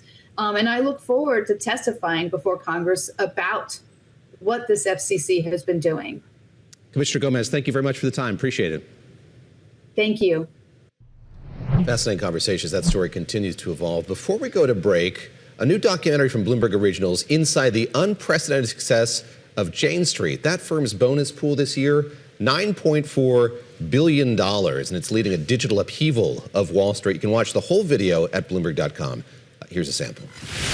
Today, volatility is everywhere. Stocks rally as the S&P recoups its wartime losses. Market may be trying to figure out if they should listen to good cop or bad cop. Certainly that's going to have an impact on global growth. In the middle of all this, some players are reaping huge rewards. Can you guess who? They're tech savants, highly quantitative, pretty secretive, smart, innovative. They're best in class at what they do, and they're sitting at the top of the totem pole of all the Wall Street firms. So who are we talking about? Jane Street. Jane Street. Jane Street. Jane Street. Okay, but why are they such a big deal? Well, the firm just made a record-setting haul, over $39 billion in 2025, outpacing the big banks and rivals. The firm is generating billions of dollars. The pace at which it is doing that is unlike anything that I think people anticipated would even happen. Even 5 years ago, it would have been unthinkable to paint a scenario where Jane Street would have pulled in more trading revenue than the biggest players on Wall Street. Money-making at this pace has raised concerns that firms like Jane Street have an unfair advantage. The high-frequency trading segment is under scrutiny after SEBI accused Jane Street Group of manipulating stock and derivatives markets, a claim the U.S. trading giant denies. So how long can Jane Street stay under the radar while holding the best cards on Wall Street? All right, so we're just talking on the break. So what is the controversy here? Just that they do so well? I don't think there's much controversy there, but I think everyone is astonished at how well this financial firm is doing. So Jane Street has had this reputation for a very long time of hiring a lot of people who are incredibly smart, maybe haven't had a natural bent toward or been interested in getting into financial services, but have found their way there. I think of Sam Bankman-Fried, who of course is in prison now, but went on from Jane Street to found FTX. He started his career there. So it was a place where, to put it mildly. Guys like him, who maybe have this back, he was an MIT math major, find their way there, but they have been just minting money, as that clip from that documentary shows, over these last few years. And I think it has that magnetism, attracting a lot of very smart people to Wall Street. Is it younger? Does it skew younger? It is as well? younger. Okay. As I mentioned at the top, that bonus pool of $9.4 billion, it is an incredibly lucrative place to work, and I think that's a huge part of the magnetism that Jane Street has I'd be okay today. with some of that bonus pool. All right, coming up on Bloomberg, heading west to the Milken Institute, the Global Summit. We'll talk with Carol Massar about what to expect, who's going to be there, and all the different topics they're going to unwind this year.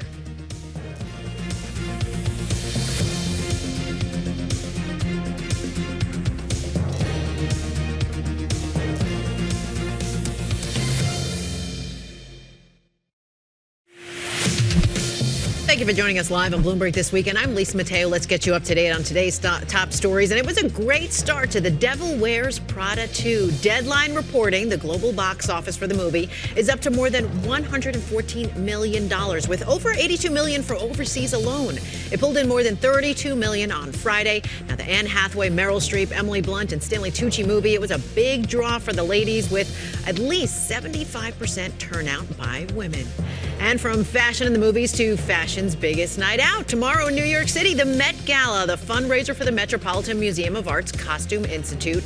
Co-chairs for this year's Met Gala include Beyoncé, Nicole Kidman, Venus Williams, and Anna Wintour.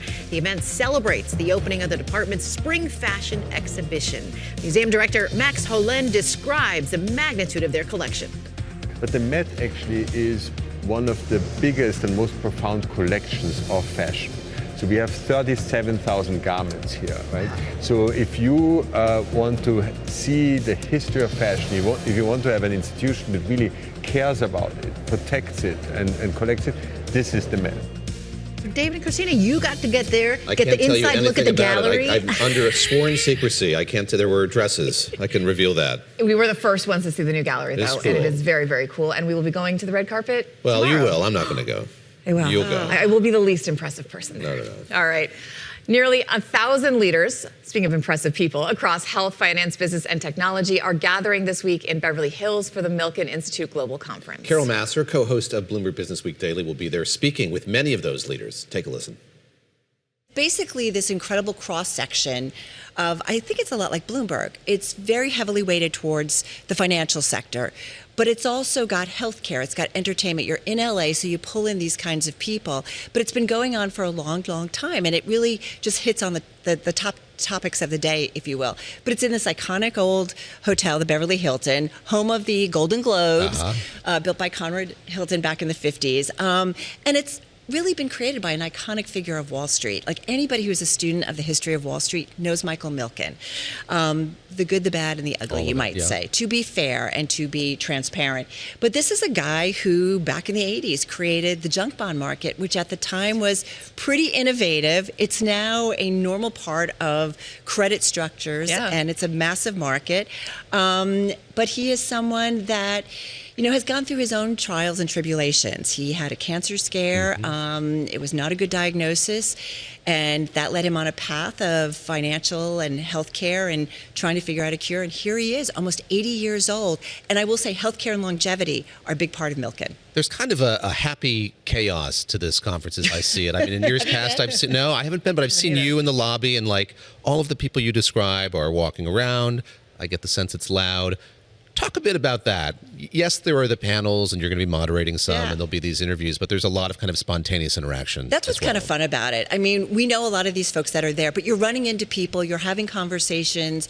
We will have guests on air, but there's a lot of conversations that are going on the sidelines. And what's really wonderful is you have such a dense field of financial types. You get an idea of what's top of mind for them. In years past, like last year, if you think about it, Secretary Bessent, I mean, the Trump administration just coming off second term for President Trump and his team. The tariffs, Liberation Day had just happened. So everybody wanted to, you know, if the markets had freaked out, the world had freaked out, and Secretary Bessent was on a mission to kind of calm everybody down. So we're having all these conversations about that, and really, how do people feel about something like that? And a lot of times, what you hear publicly is different from what you hear behind the scenes, which is not abnormal. We all know that. You have a conversation off air, and things are a little bit different. So you're hosting a couple panels, and then you have some big guests coming up on Monday. We do. Name names. Drop those names. All right. So tomorrow we've got Eurasia Group CEO Ian Bremmer. Oh, great. Again, very familiar Yes. to you guys and to Bloomberg. We've got Senator Angela also Brooks, Democrat from Maryland, CFTC Director Michael Seelig, and then Port of LA Director Gene Soroka. So we'll be able to kind of get a feel of some of the major issues. And I will say a lot of the major themes are, we're going to be talking artificial intelligence. I'm doing a couple panels on real estate. And already in just the prep calls, folks are talking about that AI spend. It is happening big time. So we'll talk about that. We're also going to talk about affordable housing. Yeah. There's some things moving through. Someone who DC. just had to rent for the first time in New York. That's a topic I feel very strongly about at this moment. But Did you have to sell everything you own? It was insanity. I'm going to leave it there, but it pained my soul. I have to say, as long as I've been doing business news and financial news, we have been talking about affordability issues for a long, long time. I'm not quite sure what the secret sauce is to it. They talk about public-private partnerships. A lot of folks in the industry talk about less regulations from the government. I'm going to be talking with the CEO of Lennar, massive home builder. Huge. We'll see what they have to say. Also on real estate in general, Jeff Blau, who is behind Hudson Yards. We're going to be talking to them. So we'll get a good feel. I mean, real estate is always a good feel on what's going on across the country, across the world, really. I have to ask you about the geography. It's a rare thing for Wall Street to have a big conference like this in California. Yes, some big shops have offices there. There's a lot of financial folks there, David. Yeah. But I'm saying that's something that's unique about this. And how does that kind of color or affect the way that this conference proceeds, kind of like being near Hollywood, being next to some of these big bond shops that are out west as well? I think it's a really smart question, because what I always love getting outside of New York, you get a different perspective in terms of what's top of mind. Or how many times, I don't know if you guys do this as much, but we talk so much about the Federal Reserve and interest rates, these things that are top of mind. Very much a seller corridor chat. And then you get outside and they are thinking about the entertainment world. They're talking about startups. There's often a lot of celebrities. Ashton Kutcher has been there. Eva Longoria is going to be there this year. And these are folks that are either doing philanthropic efforts, community efforts, or they're investing in businesses. Getting into business themselves. Yeah, exactly. The side hustle is big right now in Hollywood. It's Tina Fey went on a rant about this. She's like, just be an actor. You don't need a skincare company, but it's big money. Create a whiskey, a tequila. We've seen what's happened with George Clooney. So this all kind of comes together. And I think what's also neat about this event is that you sometimes have drop-in guests. 2 years ago, Elon Musk all of a sudden showed up. It's a nice He was obviously invited, but I mean, it wasn't necessarily what we were all expecting. And I mean, it was just lines. Not everybody could get in. I actually had to watch it on virtual because it was just crazy. But it's just, you never quite know in the end who's all going to be there. We talk a lot here, and since I've come here, it's a phrase I've become very familiar with, is this... Welcome again. This K-shaped economy, right? These are a lot of people on that top line attending this conference.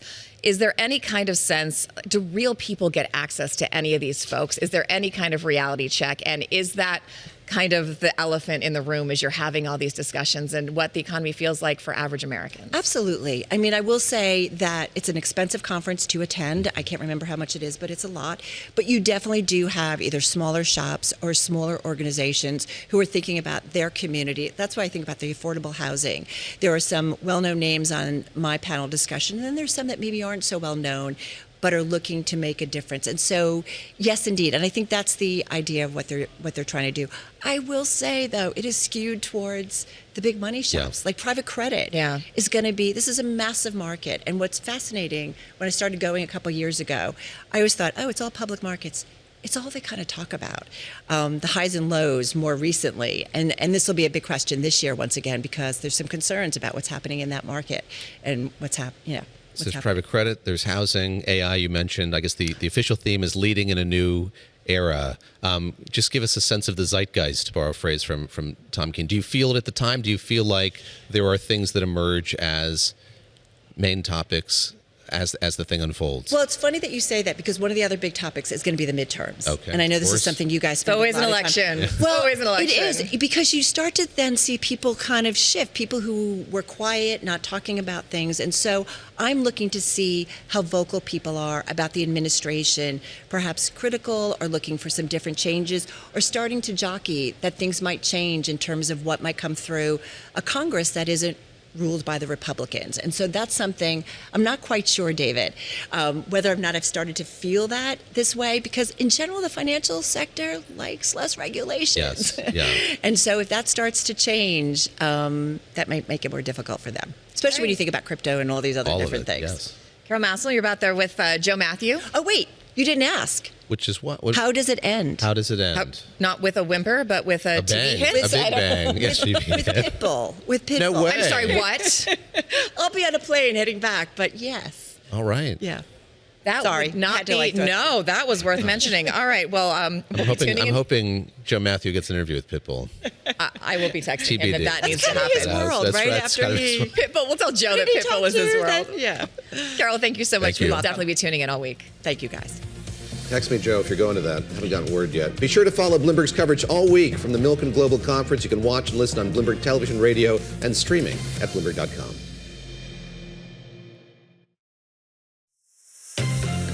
Welcome back to Bloomberg This Weekend. I'm David Gura with Christina Ruffini. And another consequence of the breakneck growth of AI is the name Claude, which was previously fairly obscure, now seems to be inescapable.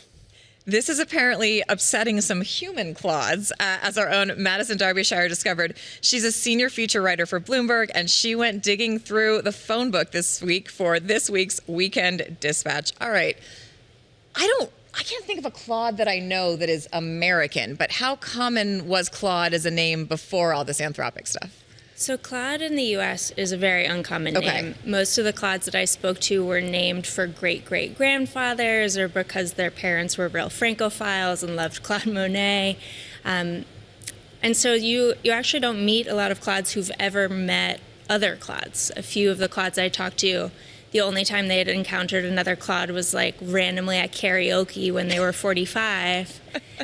And so for them, hearing their name be used kind of in the common parlance is really uncommon and a little bit jarring. They're now going through what I imagine the limited number of series went through a few years back, having this become a really ubiquitous name. What has it been like, broadly speaking, for them to see the name Claude all over the place, hear people invoking it? What's it been like for them?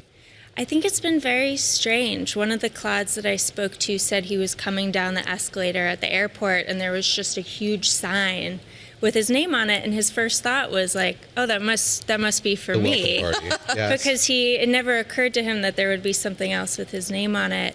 It has to be especially weird because of what you were saying, because I feel like if you're a certain generation, if you were a Jennifer or a Jessica or a Christina or Sarah, there were always like 4 of you in the class. But to your point, these are Claudes who've usually been pretty singular in their world, so they are probably pretty triggered to hear their name because they assume it's got to be me. Who else has this kind of rare name? Yeah, when you grow up with an unusual name, you develop a kind of a sense of singularity around it. It's a much more intrinsic part of your identity.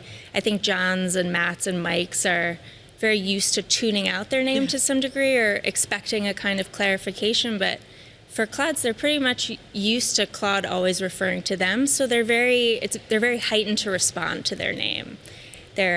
When they hear it, they always just assume that it must be for them, and so they're really learning this new process of filtering out whether or not something is intended for them. What did they say about dealing with the connotations of this? So I think people have opinions about AI broadly. We've seen the whole back and forth between the Pentagon and Anthropic about the use of Claude and other AI models for national security issues.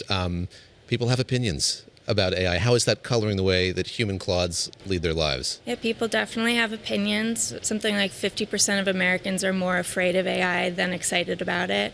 And so for Claudes, it was really a mixed bag. Some of them are familiar with Claude. Some of them use Claude and have been impressed with it. They like that, at least in its marketing materials, Anthropic really emphasizes its focus on ethics. But then others have a little bit of skepticism about what it could mean. The headlines around the Pentagon and Pete Hegseth wanting to have more autonomy over Claude and to use it as a kind of tool in warcraft made a number of the Claudes anxious about what Claude could come to mean. If Claude, the AI, was operating autonomous weapons, they would feel very differently about it than if it was just kind of a cute coincidence in a work meeting. I love that we're referring to the Claudes in their plural form. You also talked about how, because it is a less common name, sometimes people don't know how to pronounce it. And you talked to a singular Claude who said for most of his life, people struggled with it. They didn't understand where it came from. They misspelled it on the Starbucks cup. And people would say my name, and he would say like Claude Monet or like Jean-Claude Van Damme. And he says, now I say like Claude AI. So, I mean, maybe that's one good thing to come out of it for the Claudes as a group. Yeah, I had never talked about Jean-Claude Van Damme as much as I did when I was reporting this story. I mean, Jean-Claude Van Damme is always fun. That's always going to be a good time. But he was the real cultural reference point that a lot of Claudes had to use to explain how to spell their name. I think a lot of Claudes got used to their names being misspelled on restaurant reservations, coffee cups. People would spell it Cloud, Claude. Yes. Like Sade, yeah. And for them, there is a sense of satisfaction around having people actually recognize the name for the first time and have kind of a bucket in which to put it so that it becomes more memorable. I talked to a few Claudes who have benefited from people being familiar with the name. It's kind of brought them more business because people remember the name. Interesting. And people in general at the moment have a fairly positive association with Claude AI, and so they're kind of benefiting from a little bit of a PR glow around the name Claude. Very quickly, you do seek out why Anthropic chose the name Claude. What did the company say, and indeed, what did Claude, AI Claude, say about its namesake? So that remains a mystery. Yeah. Claude, I asked Claude AI, and it said that it didn't know. Anthropic has never formally released an explanation for why they chose the name. There's some speculation that it's alliterative with the cloud. It's a vaguely human-sounding name. It's not that common, so you're not going to confuse it constantly with, it would be very strange to have an AI named Mike, perhaps, because it would be a little bit overwhelming. But there is some speculation that the Claude, the AI, made that it could be for Claude Shannon, who is a mathematician who's kind of credited as being a father of modern computing. But really, we don't know. It's one of the great mysteries of our time. And we don't know what this will mean long term for the Claudes, but I wish them well. Yes. We wish them well. I wish them well too. My favorite Claude, I know I'm not supposed to have a favorite Claude, but my favorite Claude was this 85-year-old man in France who actually was a father of modern computing. He wrote some of the software that was on the first Mac computers. And one thing he told me is he's really excited about AI. He uses 4 or 5 AI companions to help him with various, he's an early adopter, you might say. Yeah, he gets excited about tech. And he said that spending a career in technology has given him a sense that people are always afraid of things that are new and disruptive, and in general, we trend towards the positive. So he's really optimistic about what Claude could come to mean.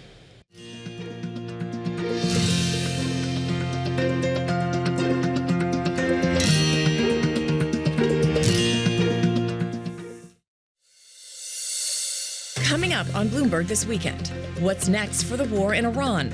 President Trump says he's reviewing the latest peace proposal while leaving open the door for more military action. They want to make a deal. They're decimated. The new reporting on what Iran says it would take to reopen the strait and restart nuclear discussions. Passengers left scrambling after Spirit Airlines suddenly goes out of business.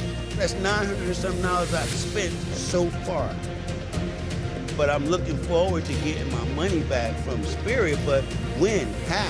What passengers should know, and are other low-cost airlines at risk? And the Supreme Court decision on redistricting, with major implications for the midterm elections. We'll speak with a Democratic congressman from Louisiana, with that state's upcoming primary now on hold.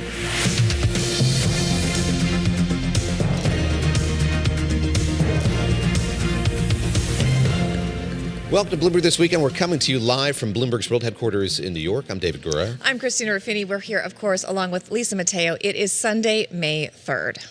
Lots of news to get to today. Let's start with Lisa and the headlines. You got it. President Donald Trump says he is reviewing a new Iranian proposal to end the war, adding that he isn't sure it will be acceptable. Now, before boarding Air Force One yesterday, he updated reporters on the state of the conflict. Doing very well with regard to Iran. Again, they want to make a deal. They're decimated. They're having a hard time figuring out who their leader is. They don't know who their leader is because their leader is gone. Their former leader, Khomeini. But we'll see. According to state media, Tehran has submitted a 14-point response to a proposal from the U.S. The president's comments come as the U.S. has fast-tracked $8 billion in arms sales to its Middle East allies. The weapons include air defense systems for Kuwait, also for Qatar, and laser-guided rockets for Qatar, the UAE, and also Israel. Now, meanwhile, President Trump says the U.S. plans to cut a lot more than the 5,000 troops the Pentagon said it would withdraw from Germany over the next year. To the Strait of Hormuz, where state media is reporting Iran's parliament is set to approve a law placing restrictions on which vessels can pass through the waterway. Under the plan, Israel vessels, they will never be allowed through the strait, and ships from, quote, hostile countries, they will be required to pay reparations to get a permit. Spirit Airlines made its final approach, leaving passengers across the U.S. stranded and rival carriers in response mode. Rising jet fuel prices and the fallout of a proposed $500 million government bailout will force Spirit to shut down. Earlier this morning, we spoke with Chris Sununu. He's president and CEO of Airlines for America, who wasn't a big fan of the government stepping in. So no, I'm not a big believer of these bailouts by any means. I think President Trump deserves some credit for trying with Spirit. I mean, he said, let's take a real look at it. Let's see how we make sure the customers and the employees are taken care of. But it made no financial sense because its assets had been so gutted. Sununu also said he was happy to see other airlines pitch in to help those stranded travelers. Well, it was a changing of the guard at Berkshire Hathaway's annual shareholders meeting in Omaha, Nebraska. As the CEO, Greg Abel, he took the stage in front of Warren Buffett. Now, while the crowd, it was a bit smaller, thousands of investors still attended. One highlight was when two jerseys displaying Buffett and Charlie Munger's names and tenures at Berkshire, they were hung above the main stage. It was quite a day. David and Christina, back to you. Quite a day. They have those earnings beating a lot of Wall Street estimates, of course, and then the size of that cash pile just getting bigger and bigger. Lisa, thank you very much. Appreciate that. Returning to a story that Lisa mentioned, customers of Spirit Airlines across the country are in the process of rearranging their travel on this Sunday morning, and in some cases, they're trying to get their money back after Spirit closed down over the weekend following the company and its creditors and the Trump administration failing to reach an agreement for a bailout on deadline. Now there's concern about other low-cost carriers that are also grappling with fuel prices. Of course, those prices have spiked dramatically since the start of the war with Iran. Joining us now is a member of the House Transportation and Infrastructure Committee, Congressman Kevin Kiley, who represents California's 3rd District. He was elected as a Republican, but is running for re-election as an independent. Congressman, thank you for joining us. I just want to start off, what is the government's role here? What should the government be doing? Should the government be doing anything to help these airlines given the cost of fuel right now? Well, it's certainly true that the cost of fuel is a major input for airlines, and it's something that is perceived as, I believe, in reality, going to be temporary. And once we have a sustainable resolution to the conflict like Iran, you should see prices come down across the board. And so if this is sort of the limiting factor right now, and one which will be short term, then perhaps there's an argument to be made that you don't want enterprises to collapse systematically based upon what is a temporary condition. So if that's the situation, it's a very different one than if you have an enterprise that just has a totally unsustainable balance sheet or isn't viable. You've had a number of these ultra low-cost airlines going to the White House, going to the Transportation Department, saying their situation is a bit precarious here. You have had a front row seat to the effect that the pressures on low-cost airlines have had. So Spirit flew out of Sacramento, I think, until October of last year. They ended those routes out of Sacramento International Airport. How acute is that pressure? How worried are you about having that low end of the spectrum there when it comes to carriers?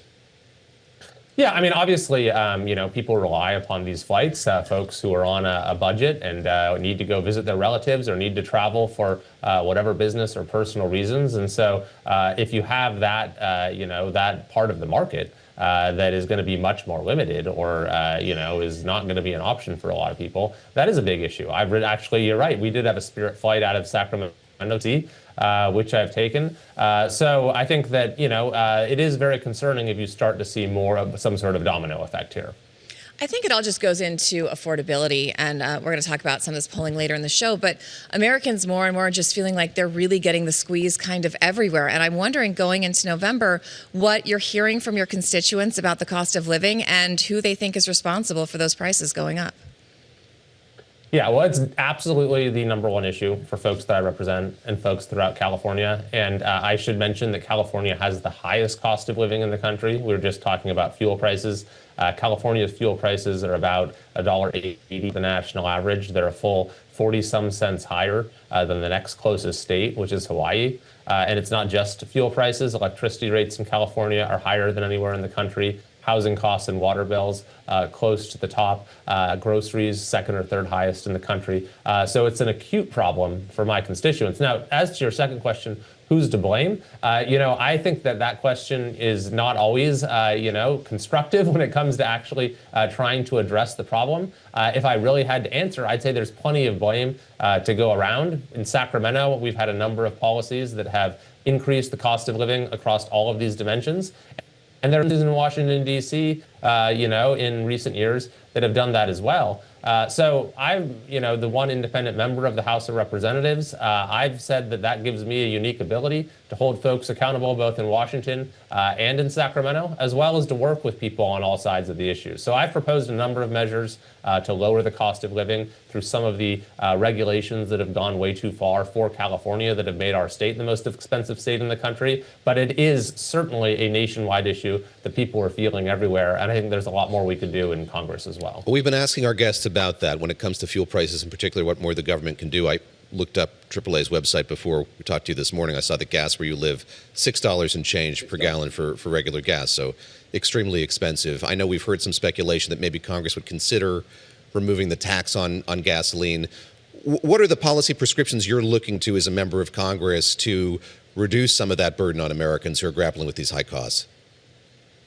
Yeah, great question. So in California, I'd say first, it would be good to limit the gas tax or even suspend it right now. We're talking about 61 cents a gallon, higher than anywhere else in the country. There's also a number of regulations around the fuel blend that are unique in California that have caused our refineries to start shutting down. The California is actually importing most of its gasoline, including from the Bahamas, which is really bad for the environment too, because the fuel comes over on these tankers that are not good for the environment. So those are two California-specific things. I think that nationwide, you actually had seen gas prices come down in response to an increase of supply, in response to measures that have been taken to increase America's capacity to produce our own energy. And I think that is the long-term driver of lower prices. Obviously, we've seen this sharp increase over the last couple months owing to the conflict and the closing of the Strait of Hormuz. And so, in order to get prices back down, we do need to see a quick, expeditious end to this conflict that is consistent with our objectives there. Do you think the administration is doing enough to try to do just that? Is there enough pressure from the White House? Is there enough desire from the White House, do you feel like, to get this resolved in a quick way to get that strait open again? I think there is, because the consequences, are obviously not good for a lot of people in our country and around the world. And it would be, I think, obviously the desire of pretty much everyone in the administration that we would find an acceptable resolution. But, I think also we have to consider what the objectives were there, not only from the beginning of this conflict, but what has been longstanding U.S. policy across different administrations. But what are the objectives of this conflict at this point? What are the objectives? Is it to denuclearize? Is it all of these other things as well? It seems like it's been a little bit unclear from the beginning. Yeah, I think that's certainly a valid point, that there has been probably less clarity on a number of issues surrounding this conflict than some of us in Congress would like. But the overriding objective, which I would hold to, and which has been there for not just this conflict, but every administration in U.S. history, is that Iran cannot be allowed to get a nuclear weapon. And it's not just some sort of slogan or talking point. We have to consider what that would mean for the region, for the world, for U.S. interests, if one of the most evil regimes in history got its hands on the most powerful weapon in history. And so I think that rightly, that objective, whatever else we might be looking at in terms of their conventional abilities, in terms of everything else, that needs to be front and center. If you wouldn't mind, tee up our next conversation. Your colleague from the House, Cleo Fields, Democrat of Louisiana, is going to join us, and his district is at the center of this Supreme Court decision that we got this week, which kind of hollowed out Section 2 of the Voting Rights Act. You have been very outspoken about the way that gerrymandering is being used as a political weapon by both parties here going into the midterm elections and beyond. You mentioned you're an independent now. You were a Republican. California, of course, is being carved up, and its congressional districts are changing as a result. What is your major takeaway from the decision that was handed down at the court last week? Well, I think it has the potential to simply set this gerrymandering war, which has been terrible for the country, into yet another cycle and spin it out of control even further. So that's why I think there's an even greater imperative now for congressional action to get this issue gerrymandering under control. I think that this whole redistricting war has been complete folly.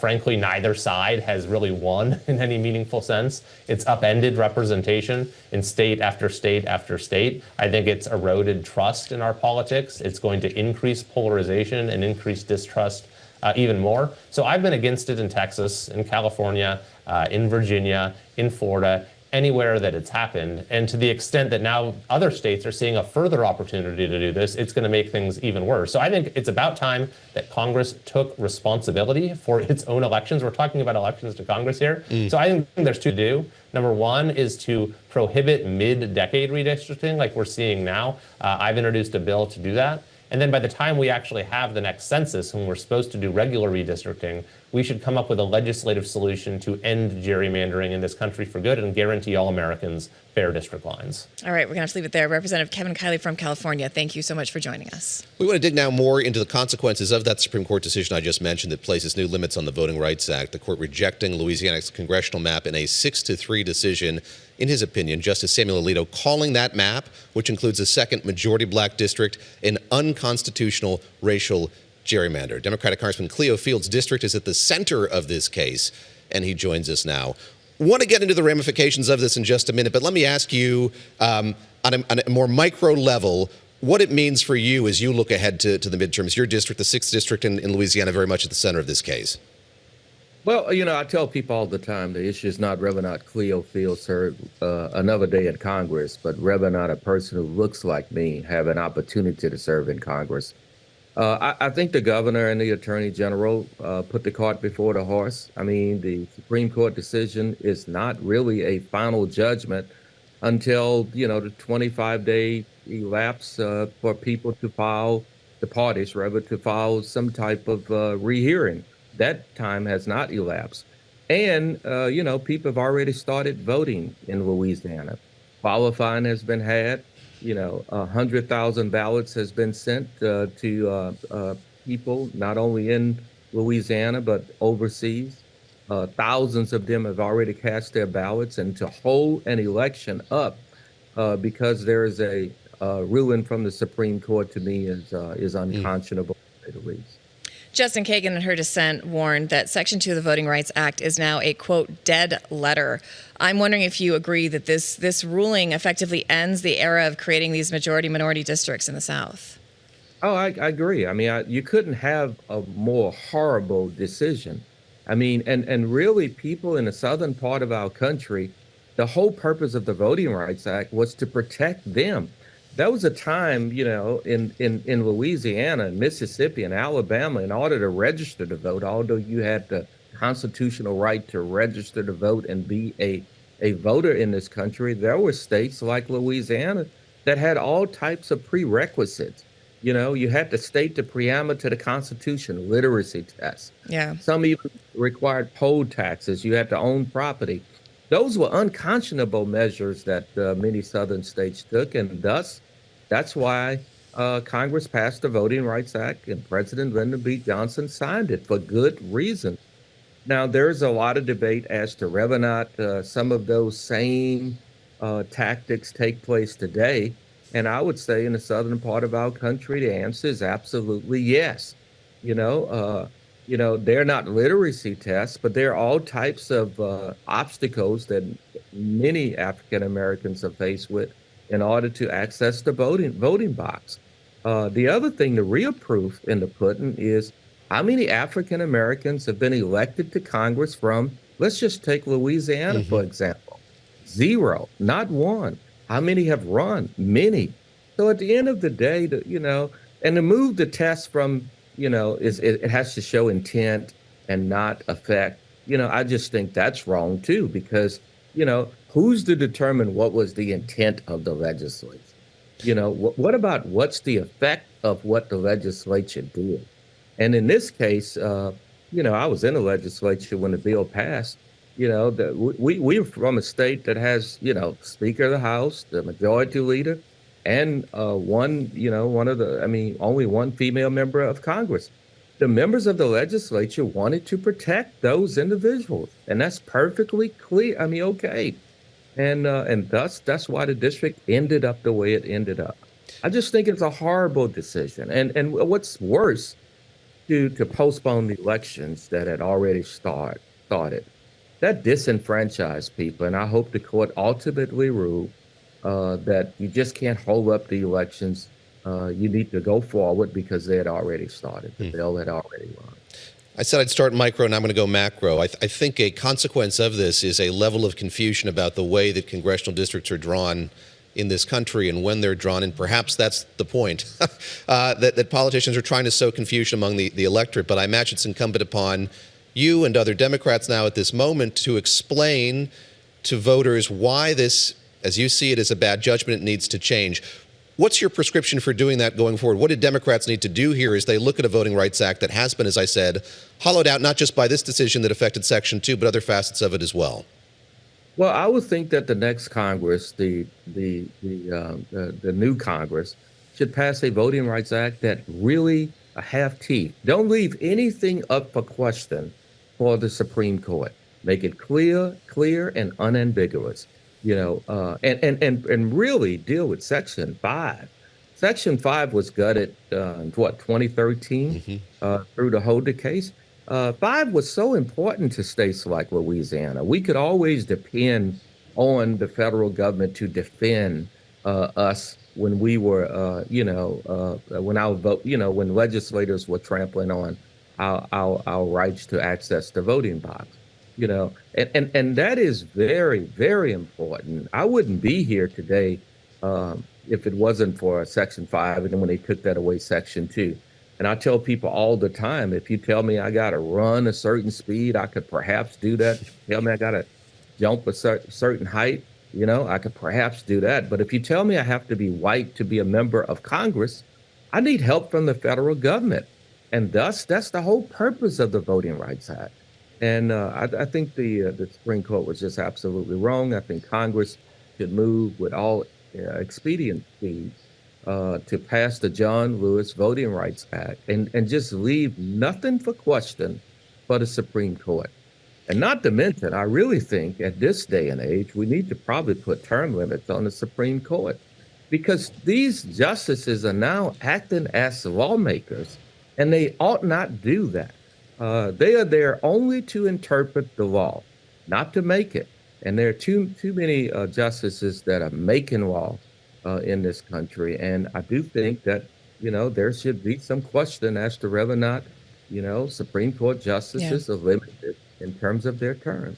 Congressman, before we let you go, I do want to ask you, when you look at the wider map and these redistricting efforts, obviously this latest round kicked off in Texas, where they redistricted to get 5 GOP votes. Then that was countered in California, where they got 5 Democratic potential districts. Virginia has got 5 new potential Democratic districts. Florida will likely get 4, and there's a handful of others in Missouri, North Carolina, Ohio, and Utah. I am a surprising, possibly Democratic district in Utah.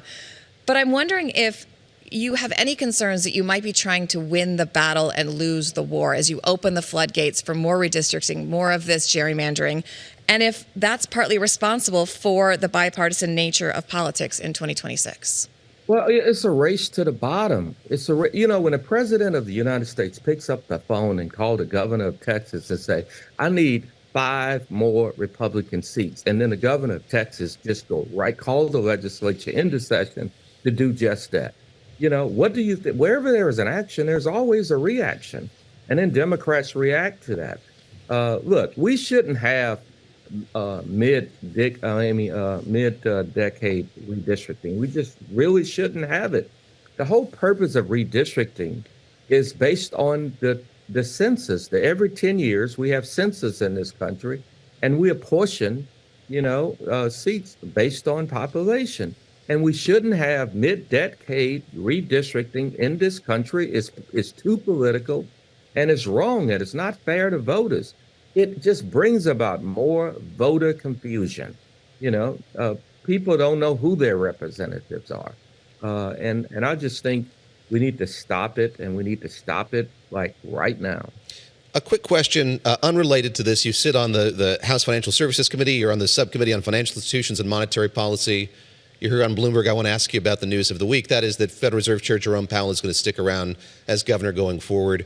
What do you make of that decision? And now that that investigation by the DOJ has been punted over to the Inspector General at the Fed, are you satisfied, like it seems like Senator Tom Tillis of North Carolina was, that the institution and the soon-to-be former chair are no longer as imperiled as they might have been a few weeks ago? Yeah, look, we have to put in confidence in our financial institutions, and I'm happy that Chairman Powell is sticking around. There's no reason for him to leave. That was really no purpose in the investigation to begin with. And we got to stop weaponizing the Department of Justice. That was just wrong. If you don't like somebody, if the president doesn't like somebody in this country, he sicks the Justice Department on the person. That was an unfair, un-American attack to begin with. And Chairman Powell should stay as long as the law gives him the right to stay, and I applaud him for doing so. Congressman, thank you very much. That's Cleo Fields, Congressman of the 6th District of Louisiana, joining us on this Sunday. Appreciate your time. Thank you, sir. All right, joining us now is Bloomberg's White House correspondent Jeff Mason, Puck News Washington writer Abby Livingston, and Eagleton Center for the Public Interest polling director Ashley Koning. Thank you guys so much for being with us. Ashley, I think I want to start with you. We've been talking all day about how people feel about this. I know there are a couple new polls out. What are the top lines? What are the approval ratings for the White House, especially when it comes to how the public is feeling about this war in Iran? Yeah, I mean, when we're talking about Donald Trump's overall approval rating, we see him still middling in the 30% range, in the mid-30s to just under 40%. This is really a low point for him, not just in this term, but also when it comes to his first term. So I think, this is pretty notable that we are seeing several polls out now, different methodologies, different ways of doing them, that are all pinpointing him within this range when it comes to overall approval. And then add that to, the polling that we've been seeing on the Iran war, and how there is a majority of the public who disapprove of how they feel about the war, how it was done, not thinking that it's going to actually, help, that it's actually hurting the economy. So a lot of negative polling, including even a break among Republicans we see when it comes to the Iran war, when it comes to MAGA versus non-self-identified MAGA Republicans, as well as not thinking that some of Trump's messaging is necessarily, they're not necessarily supportive of it, especially when he talked about slaughtering an entire civilization. So, while Republicans mostly are on his side, there are some of these points that they are not necessarily in his corner for, and Democrats and independents both very much against this, and Americans overall as well. Abby Livingston, that's where I want to go with you. The president has counted on that base for so long, but especially over the course of these last 8 weeks, this war has been waged. Your reaction to that erosion that we're hearing there from Ashley and the Republican support for the president as he continues to wage this war in the Middle East? I think the most frightened people about this sort of polling are the down ballot candidates, because when President Trump is on the ballot, there's a huge turnout among his supporters, and it drops off on the midterm type races where he's not on the ballot. So issues like the Epstein files, the war in Iran, these are starting to really rattle. And so it may not be a critical mass of folks, but it might just be enough to cost enough Republicans their House seats that this is real trouble for the party. Jeff, I want to ask you, the other thing that we are hearing more and more from the president in some of these gaggles and when he talks to reporters, he doesn't really seem to want to talk about Iran. Is that because he's fearing everything we're talking about? Is it because it's not going the way he wanted to? And it's not just going to go away if he doesn't talk about it. How are we going to handle it? How is the White House going to handle the messaging on this, provided that it stays at kind of a stalemate for the foreseeable future? Well, I think some of the messaging, at least coming from the president, is just optimism or trying to pretend that what is the case is not the case. For example, when he is asked about gasoline prices related to the war and how high they've gone up and whether or not that's a political liability, he just says, oh, they're going to come down right away as soon as the war is over. He doesn't know that. We don't know that. And that's in part because we don't know how long this war is going to go on, and we don't know what the market forces are going to be on oil and energy prices over the coming months, both related to this war and any other factors. So that's just sort of his MO. I think he's not necessarily avoiding talking about Iran. He's been in a period where he'd like to perhaps get back more on the economic message, but his economic message is throttled by the fact that the Iran war has had negative impacts on the economy, on inflation, and on those energy prices. Actually, let me look at a couple items here from the latest ABC News Ipsos Washington Post poll focusing on the economy. So one question that stood out to me, how is Trump handling the cost of living? 75% of those surveyed say they disapprove of it. How is Trump handling the economy? So a broader question still, 65% disapprove. We had this moment this week where the defense secretary was on Capitol Hill fielding questions from lawmakers. The headline was about the budget, but there were questions about domestic politics and policy as well. Does he understand the way that this is shaping the life of many Americans here, the weight that it's having on them as we see fuel prices going up? Talk a bit about that, how that's beginning to kind of percolate in the polling data, that dissatisfaction about the economy broadly, again, just months away from the midterms. In terms of which party is winning the economy, this is the first time since probably 2010 that we actually see Democrats are edging out Republicans in polling over who should be more trusted with the economy, who does a better job with the economy. High disapproval for President Trump on the economy. And once again, we see Democrats and independents looking much more alike, and Republicans, of course, sticking in the president's corner. But overall, we see Americans are dissatisfied. They're feeling the crunch. They're feeling the lack of affordability across the country, and they're not perceiving that the president is taking that as a priority in his agenda right now, and that's reflecting in all of these poll numbers. I mean, Democrats are doing better on that question, but they're not doing great. Actually, when I was making notes on this, Abby, I wrote, everyone sucks on the economy, because it's just like they're all in the 30s. They're just not great. What did Democrats do with that? And talk to us also about the enthusiasm gap for the midterms, because it may not be that people are overly excited about the job that Democrats are doing, but it's all about that turnout. And polling does show that at the moment, Democrats have the edge when it comes to people who say they're going to go vote in the midterms. Democrats have a huge brand problem, and they know this. And so their job between now and Election Day is to rebuild that brand. But that's more of a 2028 problem. There is increasing enthusiasm in the Democratic Party. We're seeing it in the special election turnout. And I think the main question is this a terminal issue, or can Trump and the Republicans staunch the bleeding? And it's just a very hard situation to do in the middle of a midterm. Let's talk about staunching, Jeff Mason. We had the president announcing that I could get a retirement plan with his name on it going forward. He introduced the Trump Get us get a passport. IRA. Get his face on it. I could get his face on a passport. There is still some speculation that, if he writes the tariff ship, there could be some refund checks going out to Americans as well. How is he processing this? So Christina brings up he doesn't want to talk about Iran. How is he engaging with this issue of the economy at a time when many Americans are not feeling great about it? Well, he's beginning to travel a little bit more. He did a stint in Florida this weekend, and not just for his own weekend plans like he often does. But went to the villages. That's what I was going to say. Yeah, he went to the villages.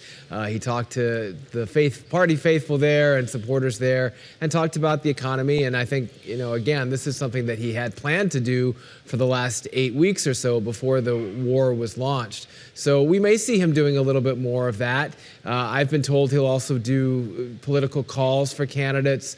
And of course, he has this China trip coming up, which will be a high-profile trip for him, certainly on the international stage, but also a domestic audience there as he goes over and tries to come up with some deals, sign some deals, and be able to come back and say that he has achieved something with America's top economic rival.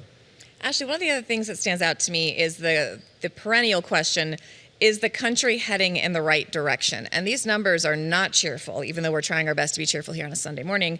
Right, 31%, wrong, 67%, and 2% just skipped it and said they didn't want to answer.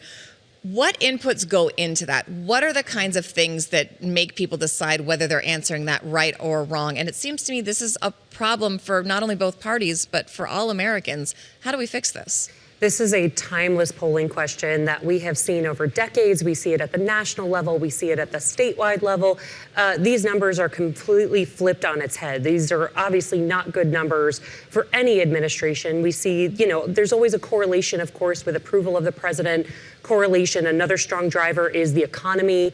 These are some of the biggest factors that go into how respondents think about the question of whether the country is headed on the right or wrong track. And some people even perceive it as it may be headed on the wrong track simply because it hasn't progressed. So, or it is doing even worse. So it's really a good timeless indicator of where we are and a good trend to see where we are as a country. And when you have 2-to-1 negativity among Americans, I mean, that's a very bleak picture, especially going into a midterm.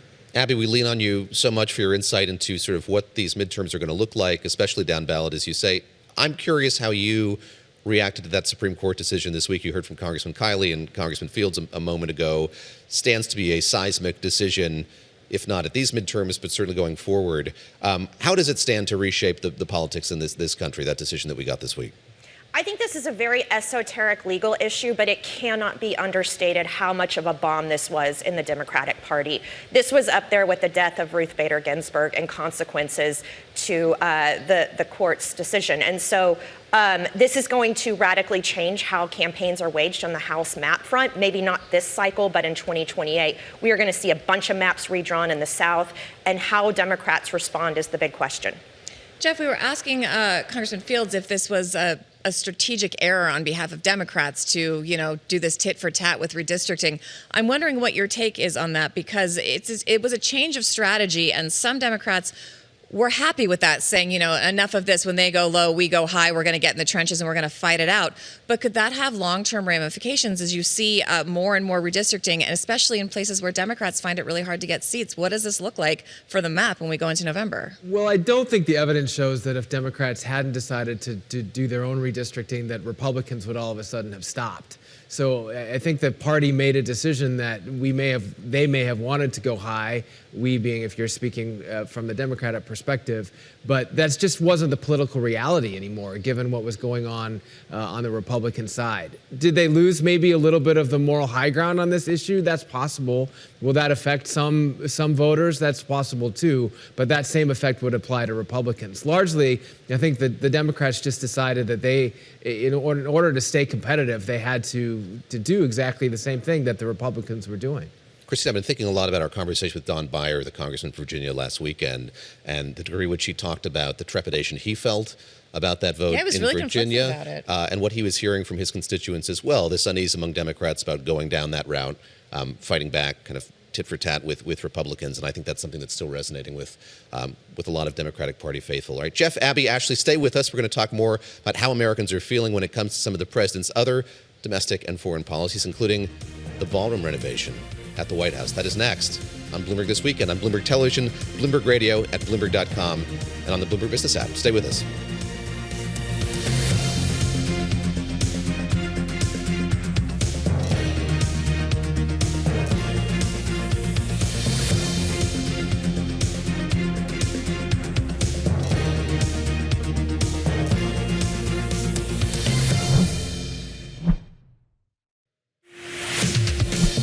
Thank you for joining us live on Bloomberg This Weekend. I'm Lisa Mateo. Let's get you up to date on today's top stories. And history was made at the Kentucky Derby at Churchill Downs in Louisville. Cherie DeVoe is now the first woman to train the winner of the opening leg of the Triple Crown. Golden Tempo took home the top prize at odds of 23-1. Renegade came in second. From the Derby to the golf course at the PGA Tour, Cameron Young is still in control at Trump National Doral for the Cadillac Championship. He leads at 15 under par.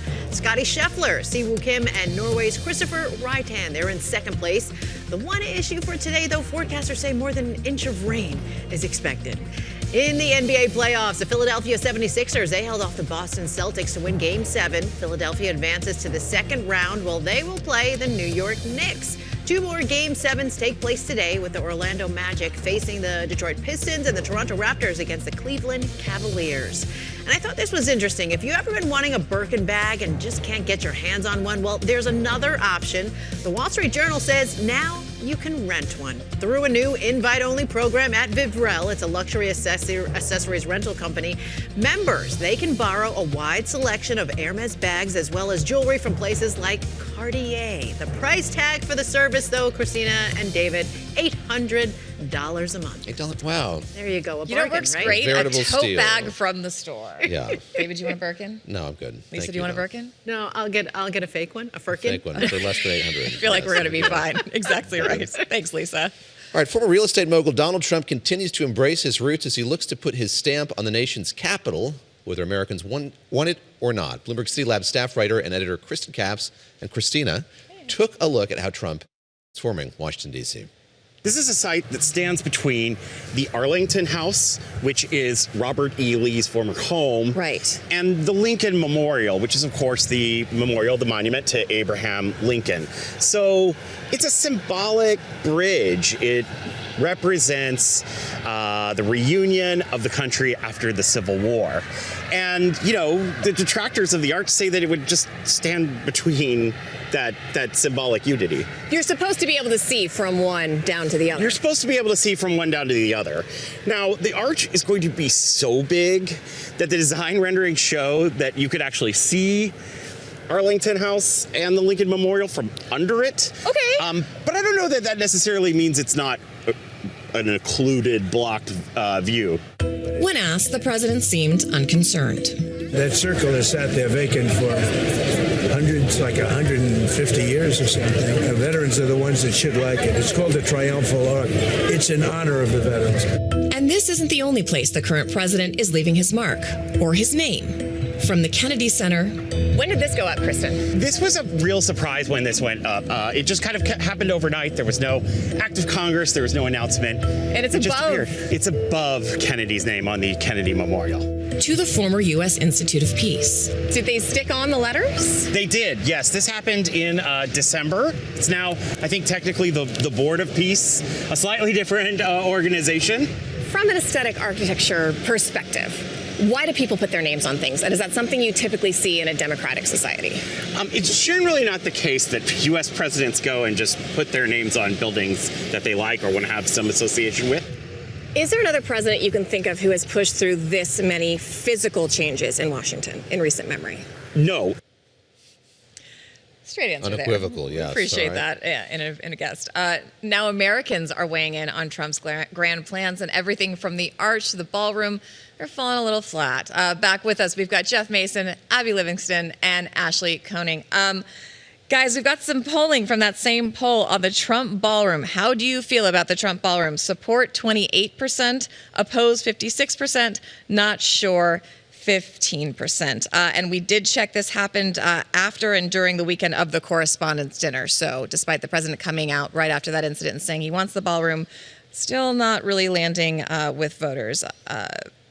Jeff Mason, what's your thoughts on this? It made me, as you were just talking about those numbers, it made me think a little bit about the lack of a sales pitch for this ballroom. The president started this whole project by basically getting rid of the East Wing, by tearing it down, after having said that the ballroom was going to be attached to it and that it wouldn't be necessary to get rid of the East Wing. He did that without any kind of approval process. Now he's trying to go through an approval process, and the ballroom is tied up in the courts.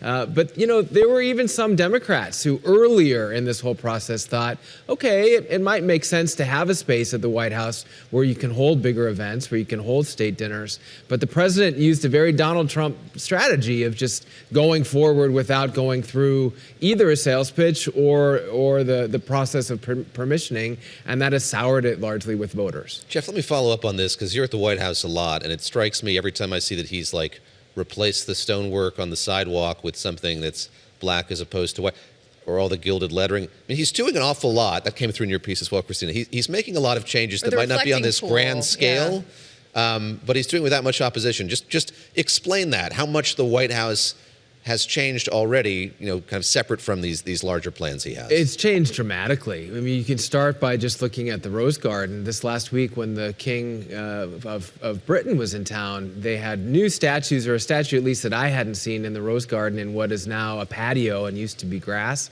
All of the gold lettering that you were just referring to looks a lot like his clubs, like Mar-a-Lago, like the other golf clubs that he has. There's a big sign outside the Oval Office that says the Oval Office, which is very Trumpian. Lest anyone be confused. I don't think anyone was confused about whether or not that was the Oval Office. And by the way, anyone who's coming to the Oval Office knows where he or she is going. It's not as if it's an open to the public area back there. So it looks a lot different, but it is 100% in line with President Trump as builder, as someone who likes to put both his broad intellectual stamp, as it were, but also a very specific physical stamp on his locations and the places where he is. Abby, there's also this garden of heroes that Trump has envisioned. And according to the New York Times yesterday, the plans have expanded to the point that they could require significant redevelopment of West Potomac Park, an area of mostly sports field near the National Mall. It's nice. They've got like volleyball courts over there. You've been over there. And the statues alone could cost more than the $40 million approved for the project by Congress. Now, we do have polling on the Arch as well. It's 21% support, 52% opposed, 26% say they're not sure. When you are dealing with a midterm election that is all about kitchen table issues, affordability, what's impacting people's real lives right now, how does this play in a swing state? I think this is an incredibly dangerous political position for the president to be in. And that's because in a normal presidency, the president would be out trying to show the country he's doing everything he can to bring down the cost of living, specifically gasoline. And what makes this even more difficult when you put in that low polling is that these are very visual things. The White House is an iconic image that's in coffee tables and movie scenes and the symmetry of it. And so it is inescapable to voters to see these dramatic changes and for them to wonder, why is he focusing on this instead of the gasoline prices? Ashley Koning, we have an expert on public opinion polling here. Very grateful for that. When I first saw these polling data, I thought, wow, what a thing that they're polling on this. Just explain sort of how you think through what is included in a survey when we get granular questions like these, and if they are, I guess, more novel. We haven't been polling on additions or changes to the White House for decades, say. Really haven't had it. Haven't had them. No. How much credence we should give them. I guess there's kind of a fundamental growing awareness of all that's happening or it's being proposed in Washington. Yeah, I mean, these are important current events that are happening. And so the job of a pollster is to take the pulse of a public on things that are occurring in the here and now. And this is something that is within the political dialogue, has implications on the narrative that Abby had mentioned in terms of when we're talking about affordability and when we're talking about priorities. What's really interesting here is what pollsters almost wish for is that we had a natural experiment that took place pre and post shooting with this particular poll. Now, of course, very tragic circumstances, but in terms of looking at the data pre and post on something that impacted this issue. Numbers, as the ABC Washington Post Ipsos poll pointed out, numbers did not statistically significantly change pre to post shooting, but very interestingly, we did see that Republicans, the narrative is working on them, 10 points more likely to support the ballroom post-shooting in the polling data than they were pre-shooting. And also a lot of these polls now are showing us the differentiation between MAGA Republicans and non-MAGA Republicans, the latter of which are much less likely to support any of these. All right, Ashley Koning, Abby Livingston, Jeff Mason, Powerhouse panel, thank you all for joining us this Sunday. Really appreciate it. When we come back here, the Pointed News Quiz back in New York after our trip to Washington, D.C. last week. Lisa Mateo getting ready with some hard questions. I'm getting ready to defend my victory. You've had one victory. May there be two. Back.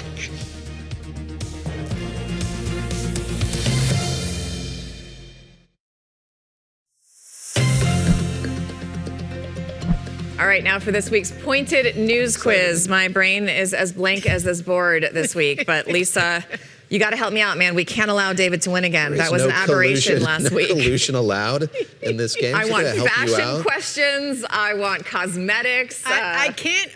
I don't know. I'm going to try, guys. Oh Okay, I'm my going to try to gosh. make this a little bit better for you. Okay, here we go. So if you're playing along at home, here's how it works. Okay, so they have 2 whiteboards. They're going to write their answers to the questions that I give them on those whiteboards. They have chips in front of them, 30 chips, and In depending total, on the yes. categories that I give them, they're going to decide whether they want to place 10 chips on one, 10 on another, 10 on another, or maybe go all in and 30 on one. Okay, so haven't done let's that yet. get to You've the- never no done one that. has You done always that yet. pick. You always pick. He always does pick. Okay, let's get to the categories first, you guys. Okay, we'll start off. The categories are AI, Okay. marathon, Yeah. and toys. Toys. Okay, not bad, right? Okay, you're feeling pretty All good. right, You got to gonna- place your bets. Yeah. Who's feeling confident about AI? David, or I what are you feel going reasonably confident about that. I'm going to put double on marathon. with? Double on marathon. Yeah, How much are you putting on AI? And toys, I'm not. 10 on AI. Okay. 20 on marathon and nothing on toys. I'm going to do my usual 10 across 10 the board. across the board. Let's She hedge makes my it I like easier to mix for it me. up, Thank you know? you. All right. I'm here for you, Lisa. Ask me easy questions. Okay, let's go. Let's get to the first cat. Okay, the first question is AI. So the question is, China blocked Meta's $2 billion acquisition of which agentic AI startup? What is the name of that startup? Here's a little hint for you. The tagline of that startup is hands-on AI. Okay. Good question. I mean, this is a big I moment. see the blank Big moment look for across the the face. Chinese information tech I industry. did read this article. I think They I needed remember a the lot name of this. What is the outside name capital. of that AI startup? You ready? You ready? You ready? Flip it. You're going to have to tell me. What did you Manus. put? Manus? Manus, very good. You All right. both got You it. got it. Excellent, The tie. excellent. Oh, and you doubled up on that one, didn't you, David? No, No, I you just didn't. did 10. Okay, okay. This next so one we're is tied. All We're right. tied. do or We're die keeping for our me. chips. Yes. Okay. So we'll go to the next one. Yes. This is marathon. Okay. So the 2 men ran the London Marathon in under 2 Yeah, this hours. is crazy. Okay. Which shoe brand were they both wearing? There's a lot of shoe brands to choose from. Do we? So was this? After I tried was to this spell time it. like attributable to the fact that they were wearing these shoes? So the shoes are like kind of controversial, it's a right? big Because deal. they have that carbon fiber in them, and it's this very special Seems shoe. like you've read up Very on this lightweight. category. I'm just trying to ascertain I did not. my odds. Not yeah, worn no. these. Anyways, remarkable for both of them. That- They're a little pricey. okay. Are you yes, ready? I heard like Ready. 500. Oh, sorry. Okay, go ahead. I'm ready. Okay. Let me see. What do you Nike. got? Adidas. Adidas is the Oh, winner. sake. Christina, they are $500, those shoes. And they're really lightweight. That's why people like them when they start running with them. And it got them to do the marathon in under 2 hours. Because you have Hoka's, you have Ons, you have Brooks, you have all the different ones. I wore the Brooks when I was doing the marathon. Didn't Brooks. get me under 2 hours. Brooks is a Warren Buffett, Berkshire Hathaway really? concern, just to draw it all together here. That's because they have they're doing a 5K today in Omaha in honor of the meeting. Oh, see? And Brooks shoes are encouraged, I think. Not nice. the Adidas. Can I get some points for that? No, Get some not chips at for all. that as No, well? nice try, nice try. I'm going to move you on to toys. I think you're going to make I've up got for it nothing here. on toys. I put nothing on it. Oh, David, why would you put We nothing can just on call it toys? now. I can go home. Oh, this We have a bonus. is You an can come back. easy There's a bonus, one. all right. You can Okay, come back and okay. bonus. Here we go. Okay. You're going to regret not putting anything. Mattel reported higher than expected first quarter revenue thanks to the demand for which toy car brand? Oh, Mattel. this is. I know, he's probably kicking himself. Which toy car brand? This has got to be. I know you guys have your answers already. It's going to draw a little one, but we don't have time. All right, We go don't. ahead. What do you both put? Hot Wheels. Hot Wheels. Hot Wheels, yes, very good. Christina's doing great. Did you actually know Hot Wheels, it really helped them out. Their sales rose 13% in the first quarter of 2026. And that helped offset because Barbie dolls and Fisher-Price toys are not doing as Interesting. well. That's So kind that of helped them wholesome, out. though. I What like are that the other kids are buying small Hot Wheels. cars? Micro Machines? Are those cars? I can't remember. Hot Wheels. My brother had Hot Micro Wheels. Machines. Micro Machines. Are those still a thing? I've stepped on many of those with my Yes, children when they were Legos young. and They- those they are not hurt very much awesome. on bare feet. Yeah. I'm so jealous of the Hot Wheels. They were more fun than the dolls. I gotta say, the Hot Wheels, a little track, they go loop de loop. I like them. Wait All right, till you it's- ready Is for there a a bonus bonus? Can I question? redeem Even though, myself? David, I can't even can you go though. all in? Can you like I double mean, or all in nothing? on 10, He I can- still he can go. lose. So You yeah, still just for my own source of pride. But Okay. Yes, for your sense of pride. Food and beverage is the bonus category. Okay. All right. If you're playing Do well along on at home, these. yes, here it is. Thailand is turning to live streamers to sell a glut, like an excessive amount of which spiky fruit? It's a spiky fruit. You see all the influencers posting about it nowadays. Is it stinky? It's stinky. Oh, you yes, can't ask. there You can't go. ask. What is this? I'd already written it. Calm down. God, I don't know. All of the What do you stinky smelling think? fruits that we could choose from. You're not even taking a guess? No, I put durian. I did too. Durian. Durian, you guys got it. Correct. It is a spiky. It smells like actually sweaty gym socks. Yeah, That's cool. what they say. I know they ban these in public from public transportation in some countries because they're so stinky. I don't know how you eat it. You have to hold your nose. I don't know. Well, People eat stinky cheeses and seafood. I don't know. I've never tried one. Have you ever tried one? no. Apparently, I can only win this game in Washington, D.C., so we're going to have to wait till our next foray. Our next road trip. Down to the nation's capital. But, Lisa, thank you very much. Fine. I'm just going to stay over here with all of Yeah, my just count chips that those I got to chips. keep. Guess what? Look There are at 30 all of of them. these chips. Incredible. She's got the crown back. Here we go. You can test your knowledge on all 10 questions. Take the Pointed News quiz at Bloomberg.com/pointed. And thank you for playing, David Gura. I'm And glad thank you you, played. Quizmaster And this Lisa. is, a nice way to end an incredibly busy weekend. Again, we've had so much news Yeah. out of the Middle East, but also the dissolution of Spirit Airways providing us with a lot of fodder for conversation this week. And I think there's still a lot of people in this country trying to piece together their travel plans. I do feel incredibly sorry for those who have no flights, staying longer than they need to. And it sounds like from the conversations we've had, other airlines working to remediate that as much as they can. Good luck to everybody who's trying to get home. All right, thank you all for joining us. Thank you to our audience. And if you are watching us on TV, join our colleagues in Asia this evening when global markets kick off trading at 7 p.m. Eastern. And tune in all week for Bloomberg's live coverage from the Milken Institute Global Conference. I'm Christina Ruffini. I'm David Gura, along with Lisa Mateo. We'll be back with you Saturday, 7 o'clock, Wall Street time.